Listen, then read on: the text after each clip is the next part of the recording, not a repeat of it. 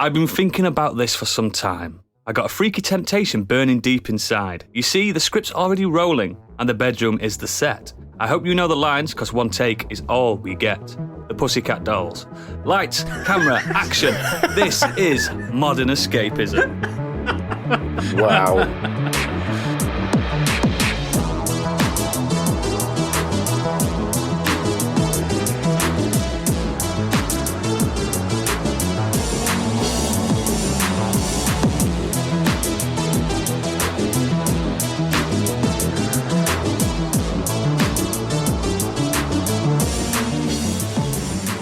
Hello and welcome to the show. My name is Oodles, the Juve Bowl of podcast hosts, and today I am joined by the editor that turns this 8-hour epic into a cohesive vision. It's Gadget. Hello. The leading man that breaks all hearts and the star of What Women Want, Sleepless in Seattle, and Texas Chainsaw Massacre. It's Biggie. Thank you, I think. Some people call him North Yorkshire's answer to Mark Kermode, or the thinking man's film critic. It's Stig. Hello. And Candy isn't joining us tonight as she's building a time machine to go back to when she agreed to be on this show and say no. So again, welcome to the boy zone. But we have very special guests this week. Joining us are the effervescent and ultimately better than us hosts of the Sequelisers. We've got two of them, Chambers and Tim Maytom. Welcome to Modern Escapism. Thanks for having us, guys. Yeah, thank you. Thank you. It's an absolute pleasure. So, before we go into chats and stuff like that, Stig would like to sell something to you all, the listeners, that is. Yes, if you like what we do, we have a Patreon. If you head over to patreon.com/modernescapism, you can see the 3 tiers we do on there. First up is Modern Escapees. For £5 a month, you will get an extended edition of this episode every week, at least one monthly special, and any other special that we do. Too Faff, Too Curious will be back very soon. I hear that a watch along and record is happening very soon. Probably the best thing we've produced. Yes. Well, it's better than the movies. Apart from 5. 5 is good. No, thank you. Was the last one Thank we did you. It offended 5 is me. really good. No, Cut these him off guys now. just they don't like anything. We also do a Dungeons and Dragons play podcast called Do Dragons Dream of Scorched Sheep, and £5 a month. Scorched Sheep tier gets you ad-free early access of the episodes, as well as some artwork that Candy will draw for the show, and any other original pieces we put together, such as music, maps, character sheets, and you'll also be able to suggest item names and NPCs for Gadget to use. And £7.50, the Biggie Bundle, that gets you everything. Oh, it does get you. And let me just say, Scorched Sheep Season 2. Whoo! We've got 3 episodes in the can at the minute, and I'm already regretting life decisions. It's just these idiots have clearly gotten bored of just listening to whatever I tell them to do, and they've just gone off and done their own thing. It is what happens Took a turn. when you get people that don't know Dungeons and Dragons to play Dungeons and Dragons. It is not a thing I'm into. But we're going to talk about what we've been doing this week now. I'm going to start. Let me mix this up. I'm going to start with Stig. What have you been doing this week, mate? So, from last week, where I seemed to do loads of stuff, to a week where I've done one thing. This week, I watched and completed Arcane. So this is the yes. Now we're League talking. of Legends TV show on Netflix. Mm. And it's fucking brilliant. It's so good, isn't it? Isn't it, John? It's so It's good. way better than it has any right to be. They're like, oh, there's a League of Legends anime, but like, oh, fucking cash grab stuff. Yeah, sure, whatever. It's so pretty. Might be the best anime of last year. Yep. Like, Yeah. it's a weird thing to say. It's so good. And I couldn't give a shit about League of Legends for the record, but like Arcane is brilliant. Yeah. We're not pro League of Legends on this show. Don't No, worry. I've never played it. I have no idea about any of the lore, any of the characters, and you don't need to know any of that because it is treated as something brand new, and if you don't know League of Legends, it's fine. It's perfectly accessible for you. But yeah, it centers around the characters Violet, or Vi for short, and Powder/Jinx. It's mainly their tale, with then there's a few other characters and a few political goings on as well. But I think, for starters, the animation is beautiful. It looks like no other animated series I've ever watched before, but it's absolutely stunning. It's a bit like Spider-Verse, Into the Spider-Verse, isn't it? It's Oh, wow. You can really see the inspiration there. Yeah, that kind of 2D, 3D blend that they've kind of got going on. So pretty. probably the best visuals I've seen since that. I would say in a cartoon. Cartoon. Yeah. The animation, I think the acting is brilliant. Vi is played by Haley Steinfeld, so you know you're on good track there. Who we love she's on awesome. this show. Yeah, Yep. agree. We love her on ours as well, absolutely. Yeah. Speaking of Spider-Verse, voice of Spider-Gwen herself. Exactly. Like, Yep. Can't go wrong. She gets around, She's doesn't amazing. She should. And yeah, it's well written, it's well crafted, it's really pulls some really emotional punches. 3 episodes in, you hit with some stuff, and the end of episode 3, obviously I won't go into spoilers, but it was so well done. So well done, and it got you caring about characters from the get-go. And there's a bit of a time jump in there as well. So we get something happening at one point, and then it kind of jumps forward a few years, and things have changed, characters have changed, motivations have changed. But I absolutely loved it. Every end of every episode, it just wanted me leaving more, and the way it ended as well. And I thought there was another episode coming. I thought it was 10 episodes. I did, mate. So it got to the end of episode 9. It was like, and it was like, Netflix comes up with, you finish a series, we'll suggest these for you. I was like, oh, Here's no, Peppa that was... Pig. hey, Peppa Pig's decent. No, it's not. No, it's not. No. It just, by the end of it, I cannot wait for season 2. And there's the action sequences in there. Like I said, the animation is so well crafted. There are little things in there that you might not notice, but if maybe on a rewatch you would. Just little things like the way the cloth moves on their clothes and hair moves and things like that. Isn't a big thing, but it's the detail and the actual craft they've put into the animation. It is just stunning. Do we know if there's a season 2 coming? Of course there will be. I think it's been announced. It's hit hard, hasn't yeah. it? People have been like, yes. I think they're like highest rated, one of the highest rated shows across Rotten Tomatoes, More of that, IMDb, more and of things like that. Castlevania. I'm laughing. Castlevania's for a done, bunch of so- animation awards and stuff as well. Did it? Did you say- Yeah, did you- it was. You said the quality of the animation, so it seems odd that something. I know League of Legends obviously is popular for those people that are into it, It's but not just popular, it's huge. it seems like it's a strange thing to suddenly just drop in, but actually put so much effort into the quality or something like that. That's exactly what I meant by it's way better than it has any right to be. Yeah. You'd expect it to just look like some fucking trailer or something or whatever. Oh, there's some CGI bit between seasons of League of Legends, and they do a little animation-y thing in Engine, and it looks mediocre. And Yeah. no, this is like some of the best looking animation of the last decade. You're like, oh, okay, you chose to go that hard, did you? It's like I expected things like, remember the Ratchet and Clank movie, which was just scenes Yes. from the game. Scenes from the game. Yeah. I thought it was going to be like that, but I watched the first episode. I was like, shit, this is real. This is something. Was it? Yeah, but wasn't it the same? Like with Castlevania was better than it had any right to be because everyone knows. 100%. Everyone knows Yeah. it's got Konami written on it. It's going to be shit these days. You know. Maybe this Don't is where badmouth Konami, I'm gonna buy them Netflix soon. excelling, where they fall down on a lot of the movies, but the animated series that they're pumping out just seems to be so good. incredible. Like I said, story-wise, world building, characters, emotional weight, all that stuff is just perfect.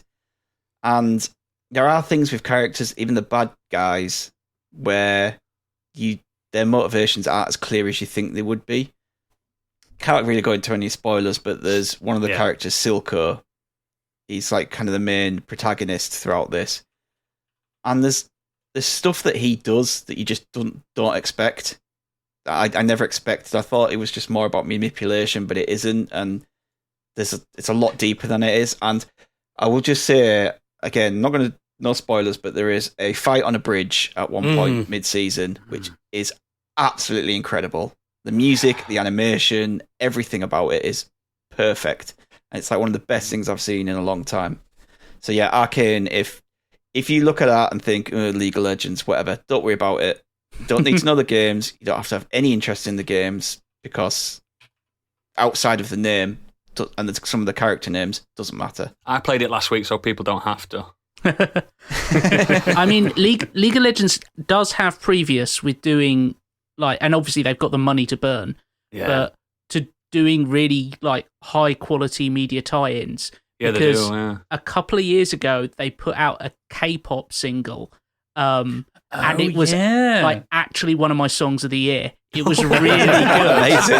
I have never played League of Legends, so I didn't know who the characters were.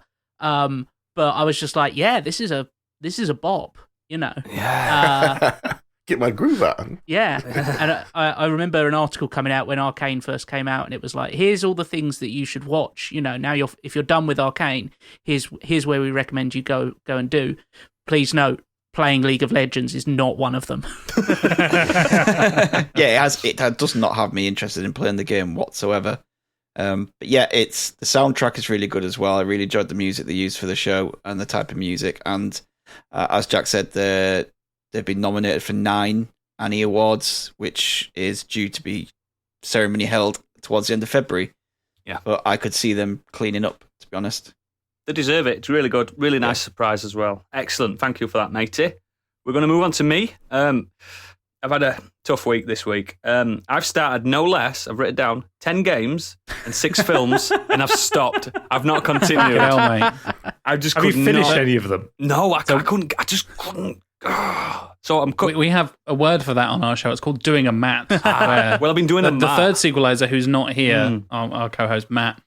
Well, basically, like, okay, we've got this topic. We'll do 3 each. You know, blah blah blah. Matt comes in with 15 honourable recommendations, honourable mentions going on, and then we'll eventually get to his top 3. We're like, you need to keep it to 3 because we already 3-hour shows, Matt. Fucking hell. Yeah. So that's what you're doing, Ariels. You're doing a Matt Sequelizers balance. But Matt probably finishes them. I stopped these. I started like there were things I already owned and just never got round to, and the films and stuff. But I ended up just sticking with The American Office as I usually do.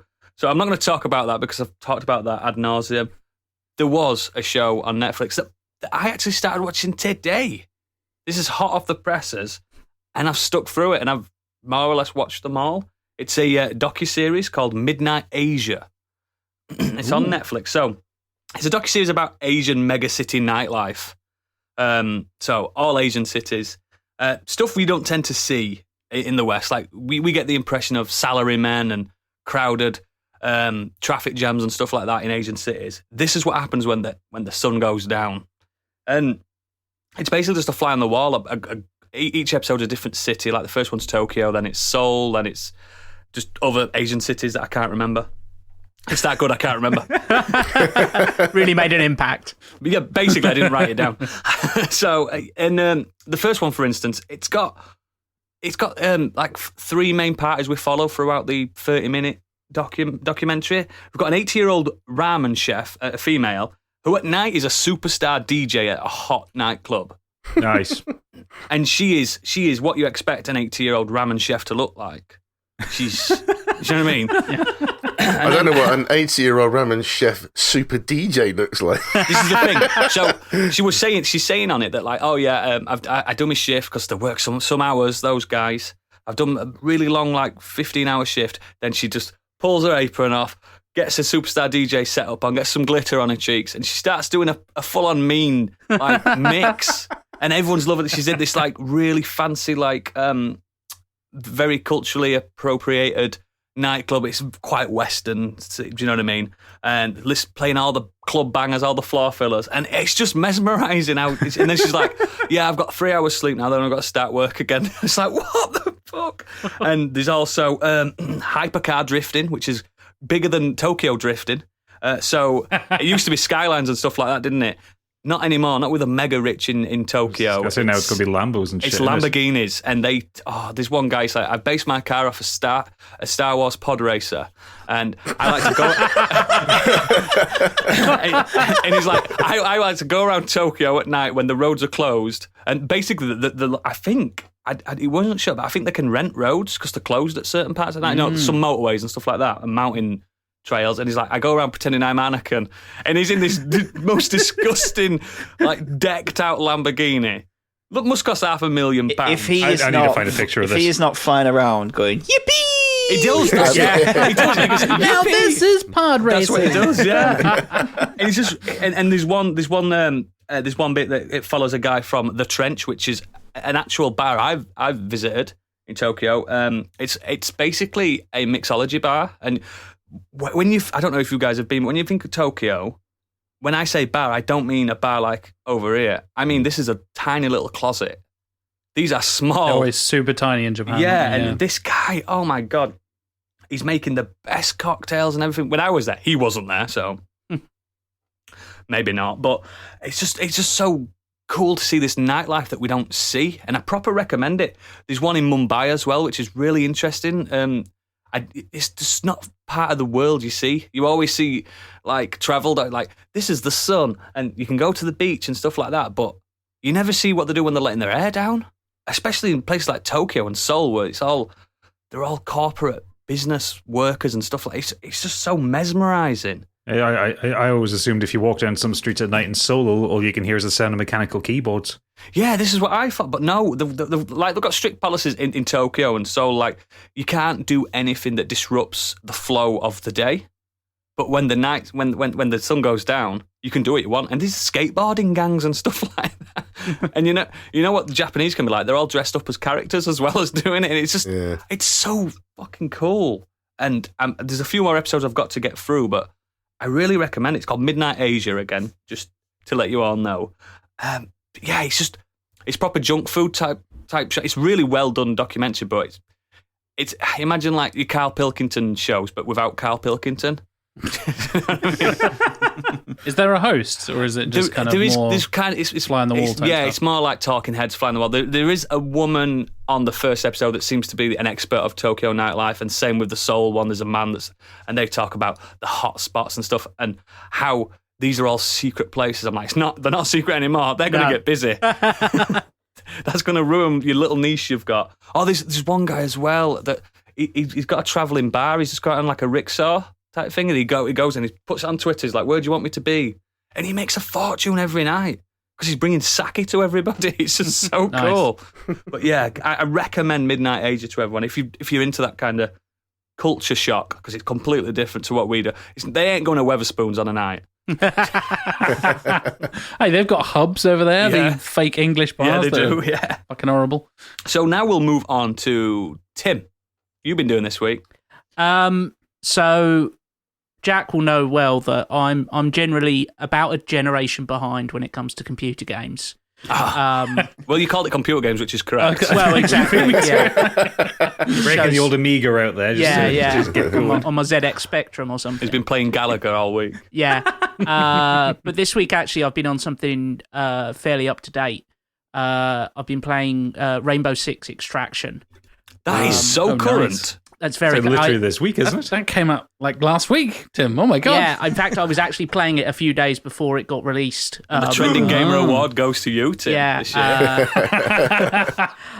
I would be so pissed off if of all the Sequelisers that wins Trending Gamer would be fucking Tim. I think it'd be perfect. Break my heart. I'm wearing a fucking Mass Effect t-shirt. How dare you? I'm voting for you, Jack. I'm putting him down. So I've got a friend who does reviews, and because it's a multiplayer game, he wanted me to jump on with him and give it a go. So yeah, I've been playing a fair bit of that. It was pretty interesting. I haven't played any of the Rainbow Six games in about 20 years, basically. I think Vegas 2 was my last one. Yeah. This one is very different because it's got aliens in it. So it's booting any pretense at like real life military, realism just goes straight out the window because they're like not your average Tom Clancy gun porn then. Exactly. Well, there's still plenty of gun porn. There's a lot of guns, mate. Have you not read Tom Clancy's Independence Day? Come on, it's one of his best novels. Have you read Rainbow Six? No. Fuck me. 900 pages of jingoistic bullshit. Gun porn. Yeah, it is. So it's been interesting. It reminded me a lot of the XCOM, like the modern XCOM games. You have my attention. Yeah, but done as a first-person shooter, basically. You've lost me. Yeah. I'm still here. So yeah, it's sort of this alien invasion in various parts of the US, and you've got this, this grizzled team of operators who are all, a diverse. And that's where the aliens do land in America. Oh yes, yeah. It's the only place to land. Yeah. So yeah, you've got these various operators, and they've all got special abilities. I think it's based on Rainbow Six Siege, which was it's following on from Siege. Yeah. Same operators, isn't it? I believe so. Yeah. I don't know if they've introduced anyone new or if it's all going off the old stuff. And yeah, you're kind of going through these various different hot zones with various different objectives. The central, what seemed to be the central loop to me, was that if you die and you don't get extracted by your teammates or whatever during the course of the mission, the XP that character has earned is locked up, and they become a missing person that you can then rescue in future missions. Ooh, I like So that's definitely XCOM. Yeah, so it's kind of incentivizing you to kind of go back to that area, rescue the person you left behind, and get that XP back for them. And it also means that you're, pushed to try all the different characters and, use all their special abilities and all that kind of stuff. So that was pretty neat. But I'm not particularly, I'm not great at video games in general. And B, the kind of the Twitch quick reaction shooters are not my forte. So I was leaving a lot of blokes behind, and there's plenty of people to get extracted in the future. There's plenty of. You're just building future missions. They're all stuck there, aren't they, spin going, it "Help!" politically. Yeah, exactly. I have no idea what happens if you manage to get your entire team just stranded out in the Your console wasteland. explodes. Yeah. So yeah, I've been playing that. The other thing that I've been kind of really enjoying this week was the end of the first season of Yellowjackets. I've heard so much about this. Candy was talking to us about it, wasn't she? Yeah, she was, yeah. Yeah. Come on, explain it to me. So the premise of it is that it's set over two kind of time periods. There's a bit set in 1996 where it's a US girls soccer team from high school that's state champions or whatever. And they're flying over from New Jersey to Seattle, and their plane goes down over the Canadian wilderness. Ooh. And they are stranded out there. And the other time period is 25 years later, where you've got the survivors, and that they were stranded there for 19 months before they were rescued. Oh my God. And it's basically them dealing with their kind of trauma and stuff that's being kicked up from the past and the kind of mystery of it. And essentially the first episode, so this isn't really a spoiler, first episode opens with them, it's back when they're stranded, but it's some kind of future point. It's not when they've just become stranded. Some future point, and you essentially see them going through this cannibalistic ritual where they hunt down one of the other girls, kill and eat her. For some long pig. Yeah, so essentially this is where they are heading. And this is Lord of the Flies all over, isn't it? It's Lord of the Flies. It's got bits of Lost, because obviously it's it sounds very Lost. Yeah, has it got the good bits of Lost? It's got the good bits of Lost, yeah. It's actually... literally the How first season. Jesus-y does it get? And how heavy-handed? And... Do they go back to the wilderness? I'm not Is there going to any lie. smoke monsters? There are... Because there is a supernatural... Well, there's maybe a supernatural element in there. There's a Sounds like polar Lost, bear. This is Lost. Lost 2. It's basically... Maybe there's something supernatural going on, or maybe it's kind of group hysteria and the paranoia kicking in and the starvation and all that kind of stuff. And or global experiments from scientists that don't make any sense, right, guys? The Dharma Initiative, Yeah. We remember. And then they set off an atomic bomb and they're thrown into a different universe. Yeah. And it was all purgatory all along. But it's got an absolutely fantastic cast. So the adult versions of the kind of the four main characters. It's Christina Ricci playing an absolute sociopathic character. She's fantastic in it. That's her wheelhouse, that, after Wednesday Addams. Melanie Linsky, and not Julianne Moore. Hang on, I'm having a brain fart. Don't worry. We've got a crack editor. I edit He full edits on crack. No, I edit full crack. That's full what crack. I'm saying. He doesn't take it, he just sells it on. Fair enough. Juliette Lewis. Juliette Lewis, that's who. Juliette Lewis. She's great. Juliette Lewis. Juliette Lewis, and and Tawny Cypress play the kind of 4 adult versions. They're all fantastic. They're all various different shades of traumatized and screwed up by the thing that has happened to them out in the forest.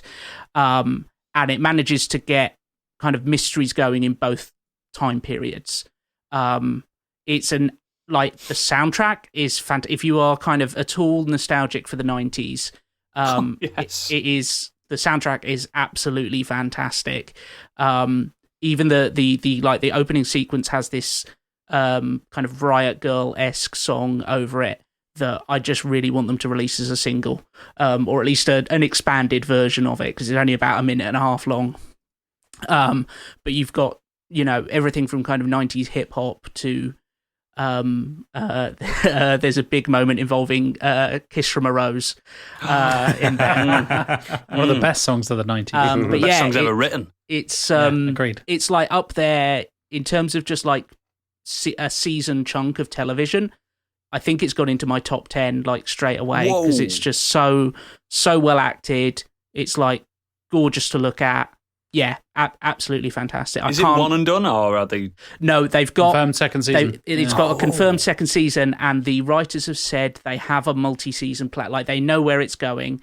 Unlike Lost. Unlike Lost. There we go. Yeah, we have a plan. Don't worry. We know we're like Lost, but we're not Abramsing this shit. Don't worry. Exactly. They basically said it's roughly 5 seasons they're aiming for, but they can kind of 5. They can kind of adapt, and it's it's US cable season, so it's 10 episodes, and they can. What are you watching it on? It's available on Now TV, okay, or the equivalent of Sky type stuff. It's on Sky Atlantic. Although I must say that basically I got caught up with it to about episode 8, and then I had to go to slightly less legitimate means, because I was just like, the episodes come out in America on Sunday, and then we have to wait till Thursday here, and I'm so hooked on this show that I'm not waiting. You're not leaving Twitter. Yeah, exactly. Just for those amount of time. Yeah. Sometimes it is necessary to sail on the high seas. Yes. I wonder if it's 5 series, then whether it's going to continue to have flashbacks, because young women are going to change a lot over 5 years for flashback scenes. I mean, it's. I think they've got a slight kind of excuse in that they'll be getting increasingly like screwed up by being stranded, and so you can kind of just throw more mud and You did see Alfred Molina in the latest Spider-Man, didn't you? Yes, but that I imagine that Disney and Marvel have a lot more money to de-age people. Yeah, that's very true. Look at Mickey Mouse. What? He's definitely had work done. Definitely. Excellent. Yellowjackets, brilliant. Let's move on to Biggie. What you been doing? Have you been doing anything? Oh, yes, I have actually. I've had a bit of an odd week though. For those that do know me, I've had a bit of a melancholic week. So you've been listening to a lot of like Coldplay and stuff. Yeah, I've had rock music going on. No way! Week. I was joking. I generally have. Consider I'm a hip hop head, but reasons unknown, I picked up my playlist for rock music called Rock in Hell. And thank you very much. And I've just been listening through to that. It's a mixture of Coldplay, Red Hot Chili Peppers, Pearl Jam, all that kind of stuff. Going through that. But whilst I was listening to it, Ben Howard came back on. And I'm a massive fan of Ben Howard. And I completely forgot that YouTube sometimes has people upload the full gigs, the concerts, because I've been listening to Spotify for so long, because I love Spotify. I just completely forgot about it, so I ended up checking out YouTube again, and there are 2 concerts of his on there. They're both filmed in France for some reason, and it was 2012 and 2014. So the first concert basically deals with his first album, and the second concert with his second album, and it's incredible. Really, really enjoyed watching him, because he's bit of an odd character in general anyway. He's a bit moody. He's had some personal issues and fights and stuff, bit of alcohol addiction, I believe. Just a bit of a stressful life, and he doesn't like being particularly successful, bizarrely. But when he's on stage, you can obviously see it's not a what's the word I'm looking for? It's not like a massive bravado performance. It's basically him on stage with his band, playing the music with some flashing lights and stuff going on in the background. That's pretty much it. But he's so good live, man. He's just plays the records almost exactly how you almost hear them on CD, Spotify, whatever you're listening to. But yeah, it's just incredible watching him play. So good. I was struggling to picture who he was, but then I Googled him. I'm like, oh yeah, I remember him. Yeah, just really, really, really good. So I've been listening to, listening to my Spotify playlist. I'll put a link into Discord if anybody wants to check it out. Well, I'm sure you won't. But then... Actually... We've got his own. No, I've been listening, just skimming through some of his style of music there. Sounds right up my street, to be honest. I remember his face. I probably do know some of his tracks. He became He's an famous, eccentric, isn't he? Yeah, he became famous for his sort of like folky sort of rock music when he first started. But he looks a bit punky and grungy. But he is progressive, so each album is slightly different. And it's quite a journey going through his albums, how different He's they basically become. the James Blunt of his time. Yeah, but I love it. I think he's really good. We've left. Give that a listen. I'll give that a listen, actually. You should. And then from that, talking with my best mate, M. Flem, friend of the show. Whoa, I thought we were best mates. No, you're just... Colleagues. Yeah. No. Means to an end. Associates. Stalkers. And then I was talking to him, and he brought up the subject of wanting to watch a movie, which is very personal to him and to me as well, because we both lost our father. So we decided to go and sit down and watch The Father. Oh, mate. I know Stiggy brought this up before when he mentioned he'd seen it. So we decided to sit down together and watch it, because if we were going to end up turning into sort of blubbering messes, we'd rather do it with someone that we're comfortable with. So we sat down and watched it, and wow, just blown away by... So strong, isn't it? The story.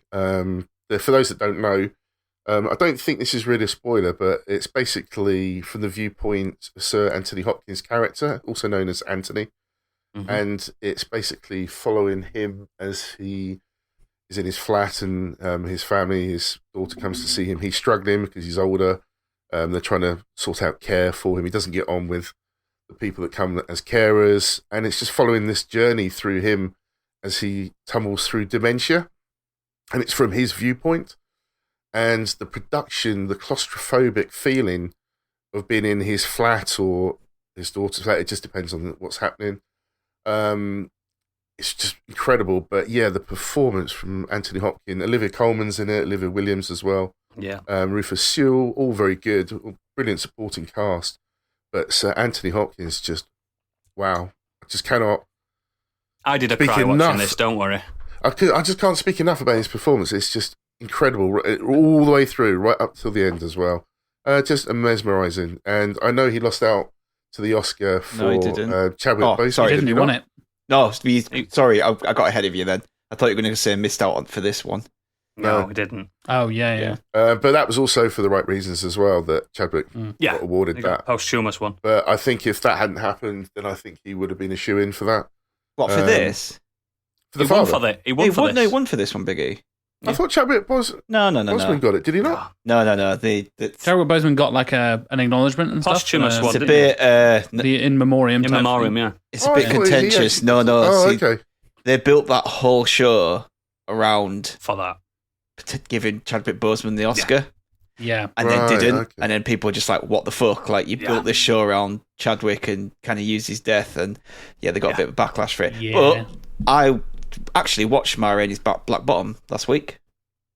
Chadwick Boseman is incredible in that film. It's not better than The Father. Anthony Hopkins is better. So I think it was deserved. No, it's fair enough then. Regardless to what happened, yeah. Yeah. But yeah, he's just amazing. And to think, I don't even know how old Anthony Hopkins is now. 85-ish, I want to say. As a guess, that's a pulled that Hang on. Google to the rescue. 84, nearly. 84. Yeah, 85 this year. But, You can always tell. You can tell people by like rings on a tree. Just check wrinkles on the face. But yeah, he's That's why funny. you're not allowed There's Mazda. some comedic moments in there as well. It's just it's brilliant. Just I think it's incredible. if you haven't seen it, it's on Prime. Please check it out. But on a more positive note, just to very quickly mention that I listened to the Sequelisers for the first time. Did you? Yeah. All right, I really enjoyed because I talked about The Thing on the last pod. You did. So I was. I mean, he does talk about it most weeks. It's his favourite film. I mean, I do that on our show. Officially the greatest film ever. Did we vote for that? We did, didn't we? Yes, we did vote, but I'd rather not talk about that. Thanks very much. Jurassic Park. Oh, sorry, mate. Was it Jurassic Park? Oh, seriously. Yeah, it was Jurassic Park. What the fuck? But anyway. Sometimes life finds a way, Gadget. Biggie, sorry. Stop mixing us up, man! Stop being bald. But yeah, please, obviously, they're guests on the show, but please go and check out their pod if you haven't, for any of our listeners that haven't come across them yet, because it's brilliant, really funny. Your build up for the thing, just loved listening to that. And wait, do you mean The Thing? The Thing? The Thing, or the thing, 2011 thing? It's clobbering or the time. creature, The Thing, or the man, The Thing. Swamp Thing? Man Thing? Ben Grimm. Oversized man thing? Who knows? I loved it. Yeah. I thought it was brilliant. And I did actually. Go on, sorry, mate. Your pitch for it as well was great. Thank you, mate. Really I prefer and it I as do well. want to see it. I really want to see that. I did and listen talking to your about the remake as well, which just blows my mind. I don't know what to think of that. But, why would you try and remake The Thing? It's just like... Which thing? I don't hate the remake. I don't hate It's not a it. remake, It's not really, it's a prequel. Prequel, yeah. Technically, You know The what I Thing mean. is the remake. Soft reboot. Yes, The Thing is the remake. Yeah. So The Thing is a remake of The Thing, and The Thing is a sequel to the remake of The Thing. Yeah. I did. As we found on the episode, it's fucking confusing. It is. Pick a name for these fucking movies. And I loved hearing the Metacritic scores as well. That blew my mind as well. I really didn't see that coming. And one of you got it pretty much spot on every time. I was really impressed. So we do Rotten Tomatoes on the show. Sometimes we delve into Metacritic as well, but we usually stick with Rotten Tomatoes just because it's fucking mental sometimes. I love their scores. I love their scoring conventions. Just batshit. And yeah, we always play a little game on our show where like the person who is pitching it knows the scores already, and then the other two have to try and guess it, and we kind of like go from there basically. Yeah. And it's this whole thing. You will not believe some of the scores, and you just have the other two just lose their fucking minds over. Oh god! I listened to you've definitely got me on your subscribe. Yeah. So I'll be Awesome. Thanks, catching mate. up with those. Thank you. I listened to the Mortal Kombat Annihilation one this week. Tim's magnum opus. And just I think talking you were too about harsh on it. the Rotten Tomatoes scores, and I quickly looked on there, and I was looking through the reviews, and when you mentioned the review on there, because I instantly was like, that's the review they're going to mention, saying more enjoyable than the first. I was like, that man must have been on crack or something. That was Gadget doing his editing craft. Probably. Yeah. The, Cocaine was really big back then. I can't have Peter Jackson not doing Lord of the Rings. I'm sorry. And I felt the same way, Stig. I felt the same way. As better as that pitch was, I can't have him give up Lord of the Rings It's a just for a sacrifice, Lord Mortal of the Kombat. Rings. Yeah. And it was quite funny actually listening back, because obviously you mentioned Tamura Morrison, and obviously Book of Boba Fett's just come out. So for me listening, it's quite timely. I think I would have gone with, if you remember that Mortal Kombat web series they did, and they had Michael J. White as Jax. Oh, that was Yeah. so good. And he would have been the right age in the 90s still for that. I think he still would have been in his like mid-20s or something like that. Then, or Christopher Judge, who played Teal in Stargate. Oh, Chris Judge is He's great. been a good choice. But yeah, I just really love that. I thought actually when you were talking about who you're going to choose as your director, I was listening to it. Sam Raimi was who popped into my mind. Make it a horror. Yeah, like a weird horror elements, and I can see that. Loads of spinning cameras. yeah, that's who I kind of imagined would do Bruce a good Campbell in there somewhere. do a good Yeah. 90s. Bruce Campbell. Bruce Mortal Campbell Kombat. as Johnny Cage. Yeah, Sam Cadillac Raimi's car in the background somewhere. Yeah. I did like in that episode how you did mention like, there's a new Mortal Kombat film coming out, and it looks good. It looks good. It was decidedly average. It was, yeah. I was thoroughly disappointed. It was still better than Annihilation, though. Oh yeah. Oh, it's a million times better. That's best part a is fucking that bar, mate. You Jesus. mentioned how you said, it looks like it's focusing on Scorpion Sub-Zero, which it did At the beginning. at the beginning, and then just did its And at own the thing end. at the end. It's Yeah. like, ugh. I actually did Let's listen bring to... in this failed cage fighter character. Nobody gives a fuck about that. Yeah. Even I listened to doesn't your, make sense. Magical gold skin. Don't, Tim. Don't. I listened to your Marvel two-piece that you just recently put. My God, that was some listening. I'm a big Marvel. 7.5 hours. Yeah, or big Marvel. I did it Sorry. all this week. I'm a big Marvel fan, and I've never agreed harder with some of the things that were said on that episode. So hard. It's like when every time you hear people talk about Marvel, and I'm one for doing it, I was saying stuff like, "Oh, Thor 2's the worst one," but there are some merits to it. You know what I mean? It's so odd. It's not all bad. Yeah, when you take it away from the fact that it's a Marvel film, it's better than some normal films. This is the thing we said. Like, in the grand scheme of things, even comparing, like with like, you look at some of the other action adventure films that are out there. Marvel haven't really made a bad film. No. They've made less good films, but yeah, like Thor 2 versus Elektra. Yeah, fucking hell. Exactly. Yeah. So yeah. Anyway, let's move on swiftly to Jack. You mentioned Ratchet and Clank earlier. Oh yes. I've been playing Drift Apart because I love Ratchet and Clank, and I finally picked up a copy of Rift Apart. I'm getting it sent to me by a friend to play. And yeah, I kind of absolutely love the games when I was younger, obviously playing on PS2 and all that kind of stuff. And I thought the return, the remake, the reboot, whatever the fuck you want to call it, in 2016 was absolutely incredible as well. Yeah. Absolutely incredible. And then the piece of shit movie that accompanied it, as we said, was looked worse than the game somehow. I don't understand. They took the cutscenes and then de-res them. So I don't understand. It's like they took a layer of polish off. Yeah, because you look at the graphics as this is a Pixar movie I can play. All the fur on Ratchet and stuff. This is amazing. It's like, how did they fuck this up? They made it worse for the film somehow. How does it look better in engine than it does from an animation studio? I don't know. Anyway, the sequel to that, 6 years later, and here we are in 2022. It came out last year.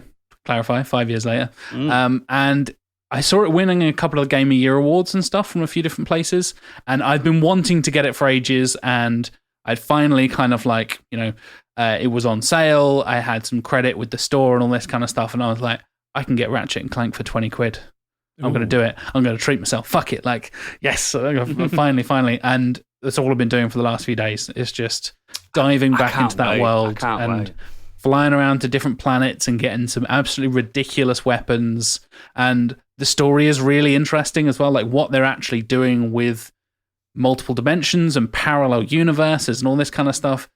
And the fascinating thing is that, we've seen this a lot recently. This is kind of a big thing with Spider-Verse and with, not spoiler, but where the MCU is going and all that kind of stuff. I know you guys did a big spoiler cast already, but with Doctor Strange coming up on that, multiverse is a big thing. It's the new hot word, isn't it? It's the new time loop. Yeah.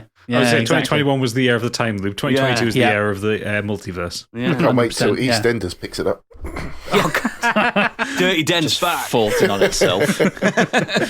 God. And what is most fascinating to me about Rift Apart is the way the rifts are incorporated into gameplay. So you kind of get this little hook grappling shot thing that latches onto rifts in space, and you can pull yourself along to different platforms and stuff like that. So you can use it in combat to navigate across arenas and stuff like that.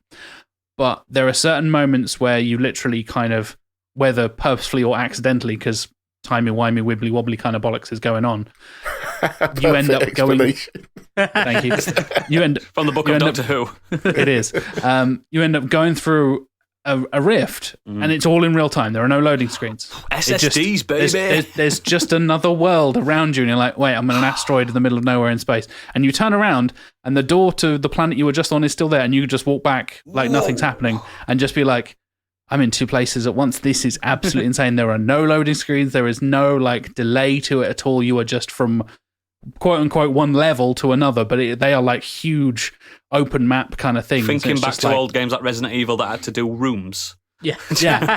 That fucking door animation in Resident Evil 1. And then that moment where one of the Crimson Heads gets you as you're going through the door. Oh, God. The rifts in Rift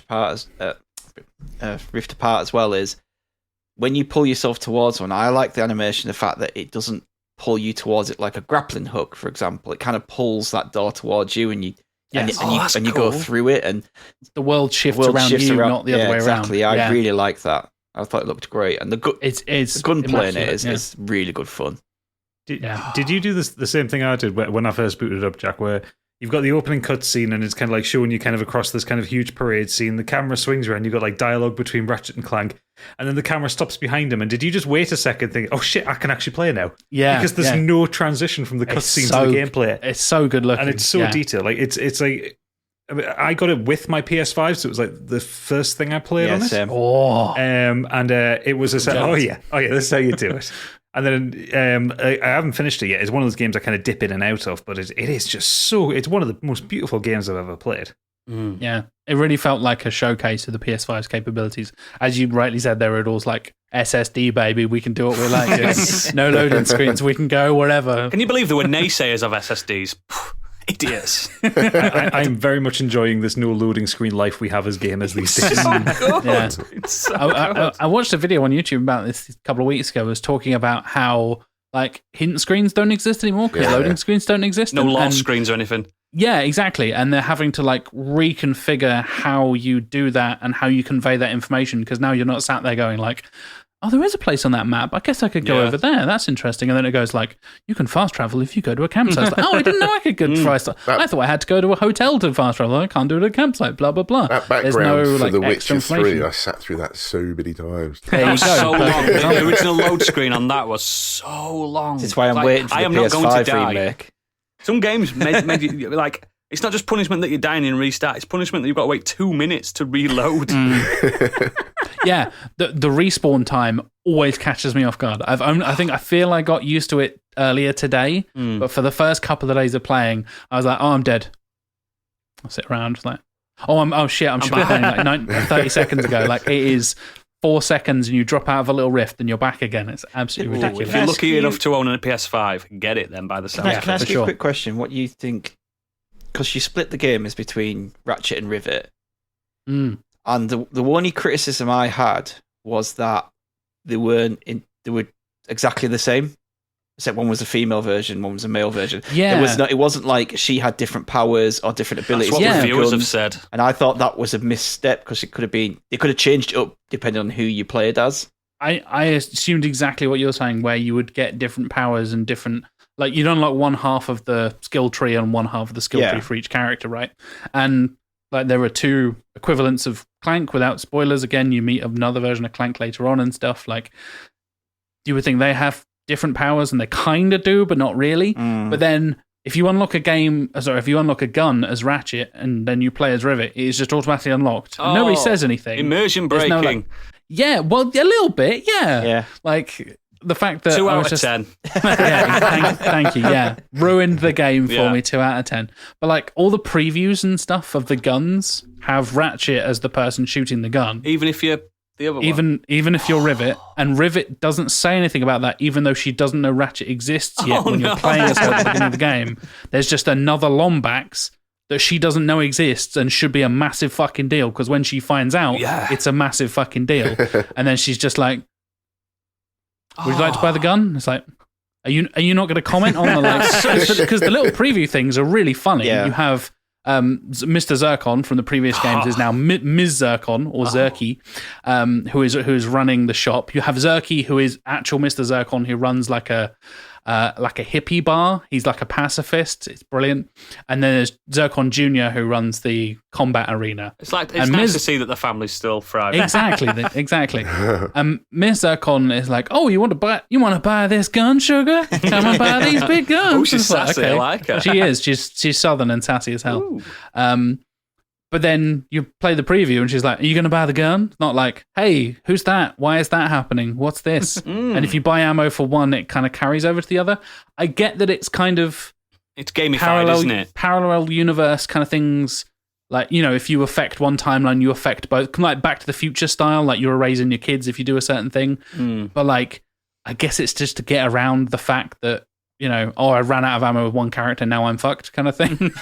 Is that not anything to do with like difficulty? Is it different on harder difficulties, do you know? Or anything like that? No, as far as I know, no. I did look at the difficulty settings, and it's just like more enemies, harder, fewer ammo, that kind of stuff. I think we're going to have to shut Insomniac down. I agree, yeah. No, you can bin that. Game is incredible. Spider-Man 2, get in the bin. Wolverine game, get in the bin. Don't need either of those. But yeah, apart from that weird little moment, and now I'm completely over that. That was like 2 days ago, and now they've interacted, so it's less of a thing. It's fucking amazing and gorgeous and just an absolute spectacle. Yep.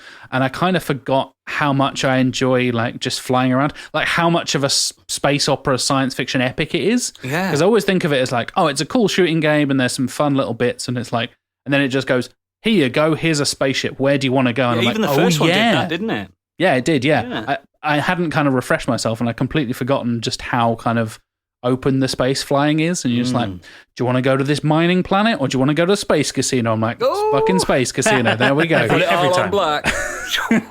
Yeah, and you just can do whatever you want, and you can choose to play at Ratchet and Rivet at different missions and stuff, depending on where you're flying That's to. badass. It's so cool, and it like transitions so well between the two of them and kind of blending their story together. I can't wait to smash that then next week when I get it. Excellent. Brilliant. Thank you for that. Gadget, finally. So my week's been a little bit of a week of just starting a few things and just kind of enjoying some stuff. But it's all stuff we've talked about, so I'll just kind of run through the list quickly. So nearly finished with my current reread of Dune because it's great. And I reread... It's a good book, isn't it? It is. I reread It's the great. first half of the book ahead of seeing the film because I knew kind of roughly where it would end. Yeah. Yeah. I remember walking into the cinema and being like, it's going to end with this bit. And my mate who hadn't read the book, I was like, no, trust me. And then my other friend who had read the book was like, yeah, it's going to be that scene, isn't it? It's like, yeah. It's the perfect place to end it. It is though. Yeah, narratively, it totally makes sense. Yeah. Like, it's a fairly obvious thing. But the guy, the three of us who hadn't seen it, was very confused why we were so convinced to be like, well, it's going to be the fight, right? And like, what do you mean by the fight? It's like, you'll know what we mean by the fight. It's the fight. It's like, oh, okay, yeah. The thing is that catches me out every time I reread Dune, I've reread it a few times now, is that after that point, so when you get to the point that Dune Part 2 will cover, it's a really fucking weird book. Yeah, and they get weirder, mate. Have you read Messiah read or, them all. anything, or Children of Dune? Fucking hell. I've read them all. I've also read a couple of the Brian Herbert ones, which we do not speak of. I've No, read them we as do not. well. Fucking hell. They're dreadful. It goes off on some weird fucking places. I that know saga. somewhere Honest to it goes, and I've not read them yet. I've only read the first two. Well, It's listened to them. mesmerising how weird it falls off. The Dune trilogy, the Frank Herbert ones. Yeah. They are perfectly weird because they are just so strange, but they seem to be consistent within their own Coherent, logic. aren't they? Yeah, sort of. But yeah, kind of the some of the points like you get in the second half, especially around kind of Jessica's daughter, is just I'm fascinated to see how Denis Villeneuve's going to do Alia. I really want to see how he does it because it's going to be surreal. I mean, it's surreal to read. But yeah, aside from that, I had a bit of a kind of a binge yesterday on gaming, just trying to pull up some things just to see what I can be inspired to play. So start with Death's Door. Really like it. I'm about Nice, isn't it? I've been playing that on Game Pass recently as well. Yeah, well, it's it's on Game Pass. That's the inspiration for it. I'm about 2 hours into it. Really enjoying the puzzles. The crew is cute as fuck. The bosses are. I got killed by a Baroque castle. 10 out of 10. Yeah, why not? me too. Yeah. A big like steampunk castle thing that's slamming down on you. Yeah. But it also does things that like really kind of twist from my expectations. Like there was one kind of, he's not really a boss, like a sub-boss kind of one, which was a really bulky kind of Black Knight looking thing with a huge mace. Now me seeing that thinks back to Dark Souls and thinks of the one that's in the parish. Slap its butt. Big heavy guy. No, this guy's really fucking fast. Is it the one outside the mansion? Yeah, he's very fucking fast. And it threw me for a loop. It's like, oh shit, I have to actually learn how to play this game. I can't just Dark Souls it. No, you can't. So is that tried the PS5 version of Metro Exodus. It's proper good, isn't it? It's really good. Problem is, I'm shit at it because I'm a keyboard and mouse player with first-person shooters. Remember when I talked about it on the show of a month and I'd play through it? I've never cried at a first-person shooter. But that game made me cry. Oh, and the Metro Exodus is DLC's fucking brilliant. Incredible. Yeah. Sam's Story, I think it's called. That is so... so good. It's making me want to read the sequel books. I've read Metro 2033, which is a hard fucking read because it's a really bad translation. Yeah. But 2034 and 2035 are better translations, so I It'd want be to read quicker them. for you and better for you to learn Russian. It actually would have been. Yeah, it would have been. They're really bad translations. I started Death Stranding Director's Cut. We've talked about that far too much, but it's fucking gorgeous and it's beautiful, and I love it so much. Also, considering that I played so much of it when it was out on the PS4, going back to the beginning as a brand new game, I actually kind of realised why a lot of people dropped off it because those first 5 or 6 hours are slow. You're not playing it, are Slow you? as fuck, mate. Yeah, it's not even the cutscenes bit. It's like basically until you get to like kind of the Central knot. No, not even central north. I think it's basically when you get to the wind farm. After that, it speeds up, but the whole bit getting to the wind farm is so slow. And because you start off with zero equipment, nothing. Yeah, you literally have to got walk, a spare and you pair have of boots, no haven't you? options. That's all you've got. You can't climb. You can't do any of the cool little spike things that let you climb down stuff, or the ladders or anything. It's just like you have one ladder and an extra pair of boots. You're on your way, Sam. Yeah. So I can see why people fell off it. Actually, I appreciate people's opinions on it more, but it's still incredible. I still love that game. Can I just mention the bit where you had to carry the corpse up the beginning, the hill, which I realised you didn't have to. You have to carry your adoptive mother's corpse. Yeah, but wow, that took a few knocks. Yep. Did you drop her off a cliff? Not quite, but yeah, I certainly tried climbing some areas that I shouldn't have done. Because that didn't go quite to plan. It's just that game. It just has the moments where you're like, you've just had a BT encounter or something like that, and then Low Raw just starts coming in the background, or some really good, and you just think, and your heart rate slows down, and then you get to a safe haven, you get to one of the centers, and you're just like, I'm actually just going to sit and get a shower and stuff like that. Yeah, it's I don't know how he does it. It's like Denis Villeneuve's Death Stranding when you look at half of it. Do you know what I mean? It's so beautiful. Yeah, and I don't know how they can capture this in a game. The PS5 version is.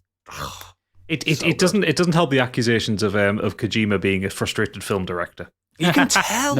Give that guy a film and just see how he fails so hard and comes back to games. Oh, God. I mean, it'll have Norman Reedus and Mads Mikkelsen in it, so you know. I don't think he realises he can't make an 8-hour film.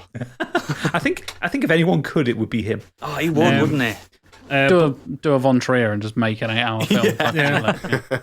But the main one I'm going to talk about was something I've done today because I'm doing homework for the thing I'm doing with Sequelisers next weekend, which is the live show. They've given you homework already? They give me homework because I had to watch you suggested the homework, mate. This is all on you. Well, no, I suggested the director and didn't realise that I had to watch some films that I'd never seen before. Come on. So on their live stream we're talking about we're doing like it's a whittle down of the best films of Denis Villeneuve to work out which is the best one. Yeah. Speaking of which. So I'm going through the films of his I haven't seen. I've seen most of his films. The ones I hadn't seen were his French films and Sicario I haven't seen. Sicario's so good. Sicario's fucking awesome, dude. It's only get watched this week. So don't get me started on Gadget's films he's not seen yet. But Gadget doesn't like Fast and Furious 5, so he might not like Sicario. I'm joking, it's nothing like that. They're two sides of the same coin in many ways. So Denis Villeneuve's French films are weird. Yeah. He's a weird dude. I watched two of them today. I watched Maelstrom, which I didn't enjoy. But the one I want to talk about is the weirder, strange enough, the weirder of the two. And I've got reason for this, which is August 32nd on Earth, which was his debut film. And I'm sure it was made for about a $5. It's obviously it's still got very studenty vibes about it. But it's such a small film. Like the plot description on LinkedIn on Wikipedia is 3 lines. Wow! So in the aftermath of a highway mishap, read car crash, photo model Simone decides that conceiving a baby with her best friend Philippe is the only way to give her vacant life some meaning. Philippe reluctantly agrees with the proviso that they conceive in a desert. As you do. All sounds very French so far. It's everywhere. So Sacré bleu. So they're based in Montreal, and so she then agrees to this proviso, and they immediately book a flight to Salt Lake City to go to the salt pans in Utah. The salt flats. Yeah. At which point they're left behind by a merciless taxi driver who's trying to gouge them out of several $100s, and then they just have to get home, and that's the kind of the run of the film. It's weird. It's weird by it's weird by like a 90s indie romantic drama weird. Is there no sandworms in this or anything like that? No, it's disappointing. It's a tiny one. It's a little sandworm. Villeneuve's direction on it is incredible. There's so much of the stuff that you see like in his later films, like the kind of way he plays with scale, the way he plays with color. There's this really wonderful shot when they're in the desert where Simone and Philippe are they kind of sat awkwardly, sat down kind of chatting awkwardly because it's like the taxi driver's left them. And it's just like, well, this is. You wanted to be in a desert, let's have sex kind of chat. It's the only place to have sex. You know the one, you know that chat. Yeah, everyone's had that. But they're just sat there really awkwardly because obviously they're best friends. They're more like brother and sister than anything. Not actually, but it's like they have just that kind of relationship. Yeah, platonic relationship. Yeah, and there's this really wonderful shot, and it's so well composed of the two of them sat quite about 2.5 feet away from each other. And the way it's shot in the frame with like the desert going back behind them is just beautiful. Like, it's really well put together film. Story's absolute fucking bobbins. It's so bad, the story.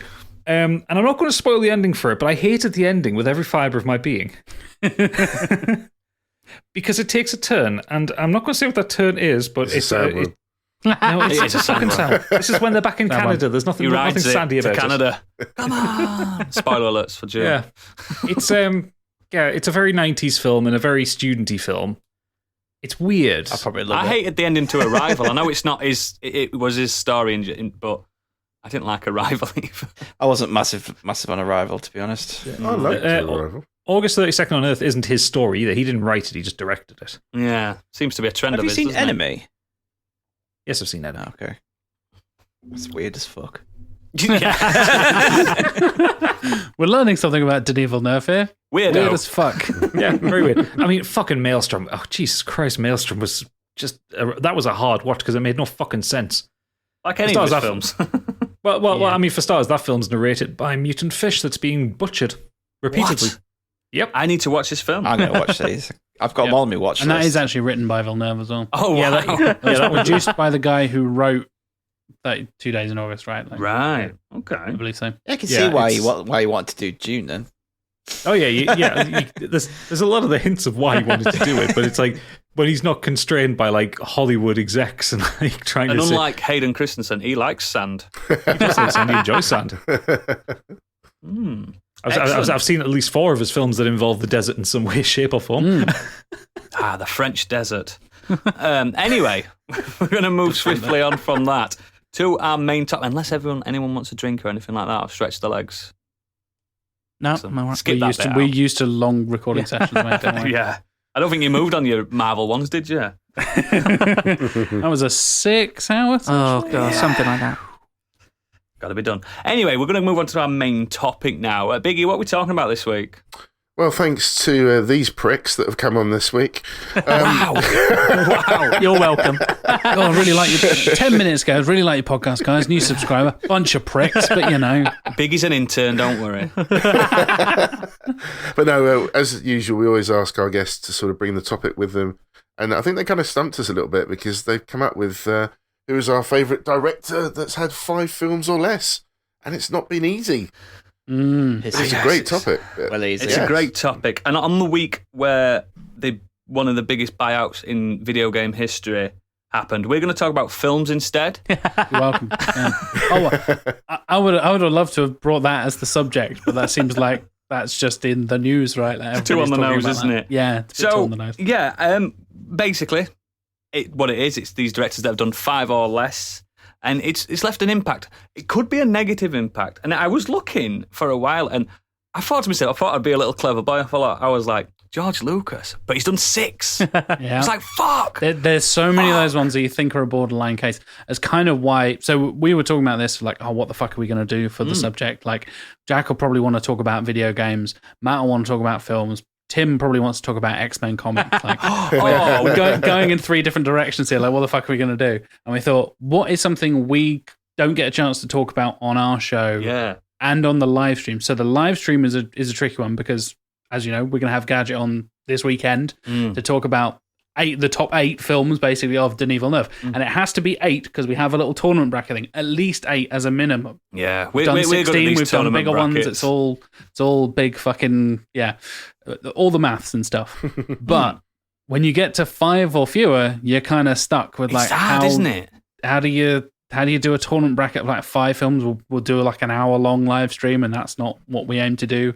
So it's like, we're probably not going to be able to talk about many of these films and many of these directors on our show. So we'll do it for you. Yeah, throwing it to you guys and causing you trouble, basically. Being called a bunch of pricks. So yeah, there you go.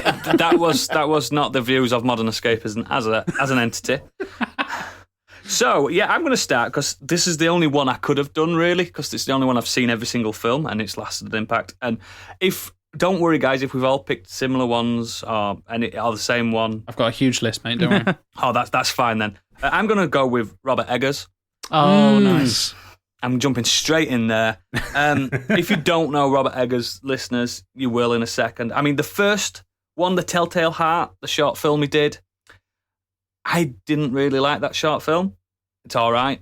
We're not including short films in the 5, by the way. It's feature-length films. That's perfect, because I've got much to say about that anyway. So, in 2015, I believe, something happened. We was set to have a movie night. A film I saw, The Witch. Spelled very strangely. The Vivitch. The Vivitch, yes. And I said to my wife, I said, let's watch The Vivitch. And she's like, okay. We started watching it. She's 10, 15 minutes in. I can't watch this. I don't understand what they're saying. So she left. She's American. She should understand what they're saying. Well, they weren't speaking. I know American. they weren't. It's all like the oldie English, puritanical oldie. Yeah. Well, it's oldie American, which is also oldie English. Yes, which got me we straight were away. one and the same back in the day, but now we're. She was like, I'm leaving. I was like, go. 'Cause the atmosphere straight away hit me. So I was like, this, and I'm like, hang on, is that Finchy from The Office? And it is Finchy from The Office. It is. I was like, oh my God, I'm watching this. Yeah. And I love the end of the film where he throws a shoe over the hut. It turns out now it is probably my favourite supernatural horror film ever made. Wow. It just did something to me. I was a new father at that time as well, and there's horrible things that happen to babies and stuff. There certainly is. Fucking hell. And I have an irrational fear of farmyard animals. I don't like cows. And there's a goat in the called We have laughed at this before as well. Yes. Yeah, but Black Phillip is metal as fuck. It's definitely Slipknot metal, but it's also terrifying because goats are the spawn of Satan. If you look, have you ever They've seen got the devil's eyes. Yeah, They've yeah. got evil eyes. They are the horrendous creatures. And I don't know, it just hit on a level that I was saying to my friends, you've got to watch The Witch. You've got to watch The Witch. It's so scary. And they were like, yeah, I watched it. It's fine. I'm like, you didn't absorb The Witch. It's one of those that I was just trying to, do you know when you're trying to evangelize something, like, absorb it, just take it into you. And I was like, this is never going to be topped. And then another film came out, The Lighthouse. So good. Now, The Lighthouse is probably the best Lovecraftian film ever made. Because it is pure Lovecraft. Because there's a lot of shit ones. Oh, God, there is. I think they're all shit ones. Yeah. Basically, in a nutshell. Some of them starring Nicolas Cage. Yeah. Oh, God. In a nutshell, I like it's the Batman colour versus the space. Green Goblin. Or Outer Space, whatever it's called. If you don't know what Colour it is. purple. Colour Purple. That's a very different film.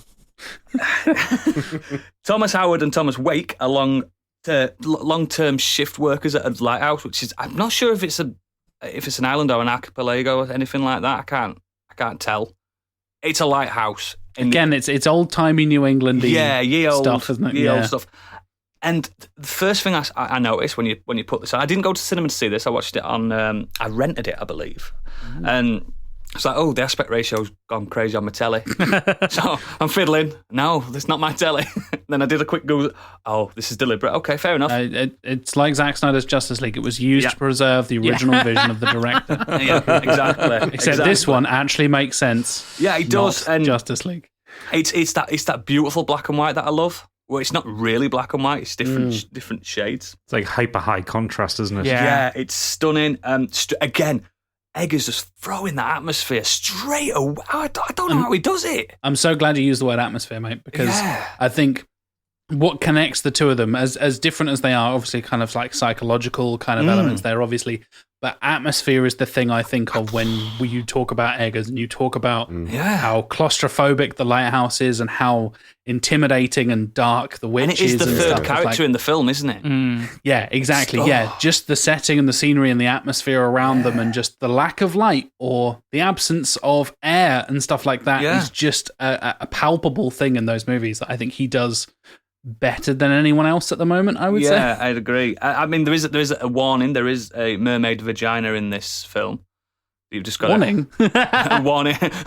Reason to go and watch it. People with nervous dispositions. But yeah, it's just, I don't know what it is. I think I've spoken to Stig about it. It's just, he's one of the only people I know that adores it. It's incredible. As much as as much as I did, and I think it's flawless in its execution. Mm-hmm. Some people say it's too long. I was like, it's ended. No, he just captures that Lovecraftian, like people going mad due to themselves. There's a lot of people saying, "Oh, I don't like it that it goes supernatural," and I'm like, I don't think it is supernatural. See, that's the whole thing with Lovecraft, right? Yeah. Like the whole point of the Madness. Lovecraftian stuff, and I think the people kind of get caught up in the big monsters and the cosmic horror of it all, and it's got to be Cthulhu and Il Shoggoth and all this kind of stuff. Like the actual, like, does any of that exist? Is It's the real insanity, question, isn't it? Yeah, That's all it is. it's all about insanity. If you've ever played the Call of Cthulhu RPG, the D&D kind of thing, you have an insanity score. You can not die, but go insane instead, and your character goes off, and you lose control of your character, and you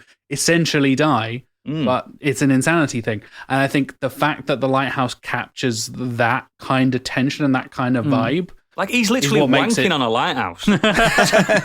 What's more Lovecraftian than that? Well, Nothing. they're both films about isolation in a lot of ways, Yes. and being Yeah. separated Absolutely. off from humanity and what that does to you. Yeah, And it really is. I wouldn't know what isolation feels like, Yeah. Tim. It's 2022. I None have of no us idea. know. yeah, None of us know. yeah, surprisingly timely. It's just, there's something about that. Everything he does now, I'm going to be there. Like, the Northman's coming. The fucking Northman. Yeah, We shared the incredible. trailer in our Discord the other week, and everybody just lost their mind. We were just like, It just looks incredible. I mean, the cast, if you don't know, Alexander Skarsgård. Mwah. We've got Anya Taylor-Joy again, Nicole Kidman, Willem Dafoe, Ethan Hawke, Finchy from The Office, Halfor Bjornsson, who's the mountain in Game of Thrones, and Yeah. Bjork. Yeah, How can this fail? Bjork is in it. What? How can this fail? This is going to be atmosphere Looks central. so good. There's going to be a lot more dialogue than what his films tend to have. Oh, I don't know about that. Yeah, maybe Looks not. like Maybe there's not. a lot more action though. Yeah. Oh, his I films just are hope like he- just if he steeping lands in this- mythology, though, aren't they? That's what all of them. Like, If he including this. lands this, he is literally the one to watch from now until forever, because it's going to be a perfect little trilogy, that, isn't it? Of just Matt, fucked up atmospheric films. Matt, our third sequelizer, who's a filmmaker and has made many short films and web series and stuff like that. He's kind of so frustrated with Eggers because he's like, this is exactly the sort of stuff that I would be making if I was just working with like a bit You more of a fucker, budget. you did it Yeah. first. How dare you? And then, like every time, you know, like the trailer for The Northman came out, and it was just like Matt just kind of shaking his fist at the sky, going like, "Eggers, you've done it again!" He does seem like a decent bloke as well. Yeah. He's not too outspoken. He's not Scorsese, let's just say. Do you know what I mean? He's not kicking off at modern things. He seems to have a love for the past. He's not Ridley Scotting it. He's not Ridley Scott, and he's got a love for the past, but he's bringing it to modern eyes, and he knows he is. And like I said, beat him on atmosphere, I dare you. I don't think you can. I know this. I've only got 2 films, and Northman could be Bobbins, but it's not going to be. Yeah, I can't be there, can I? I mean, in the trailer, we've got Skarsgård with his top off. What more do you need? Win. But yeah, that's what I'm bringing. Unless we've got anything more to say on Eggers before we move on. It's a fucking brilliant choice, mate. That's what Yeah. I'm about to say. Excellent. I can't believe I missed the Vitch. The Vitch. When it first came out, it was just one of those things I kept seeing popping up as recommended, and then just I was like, oh, for fuck's sake, yes, I will watch it then. And then, yeah. And you were like, whoa! Yeah. I had the same experience with The Lighthouse. Yeah. I kept both Matt and Tim were just like, you need to watch the fucking Lighthouse. And like, knowing I'm a big like Lovecraftian horror guy as well, they were like, you need to fucking watch The But they Lighthouse. didn't Jack. want I'm to spoil it to you. I'll do it at some point. It's like, no, it's full of farts and masturbation, Jack. Go and watch it. I'm like, I mean, Why'd you spill your penis? Your goddamn farts. I did a double bill when I went to see the cinema. To see The Lighthouse at the cinema, I saw that and Parasite on the same day, and that was just a good day at the cinema. Yeah. You went through some that. popcorn. That's really good. So let's move on then. We'll move on to, I want to know what Big is bringing to this table. It's a difficult one for me because I have kind of spoken about him quite a few times, but I'm going with Ari Aster. And he has actually only done 2 films, i.e. main films so far, and a third is imminent. And I've spoken wax lyrical so much about Hereditary, but I rewatched Midsummer last night, and it's the second time I've watched it, and I've enjoyed it twice as much because for those that don't know, it's a folk horror thriller kind of. It's a very psychological movie again. It kind of follows very briefly about a character called Danny, who, due to family tragedy, she's lost her way. She's trying to deal with the grief of what's happened. Ends up joining her boyfriend and their friends as they go on to a trip to Sweden, to a commune. As one of the group comes from there, and he says that they're celebrating an event, a festival that comes around once every 90 years. And then it gets all sort of Wicker Man-y kind of the solstice. It's a very strange, unsettling movie. Very slow. Not a lot happens for a lot of time, and then all of a sudden there's these little bits of horrific moments throughout the movie. And the performance again for Florence Pugh's fantastic. She really carries that movie. She has to go through a massive range of emotions and does it very, very well.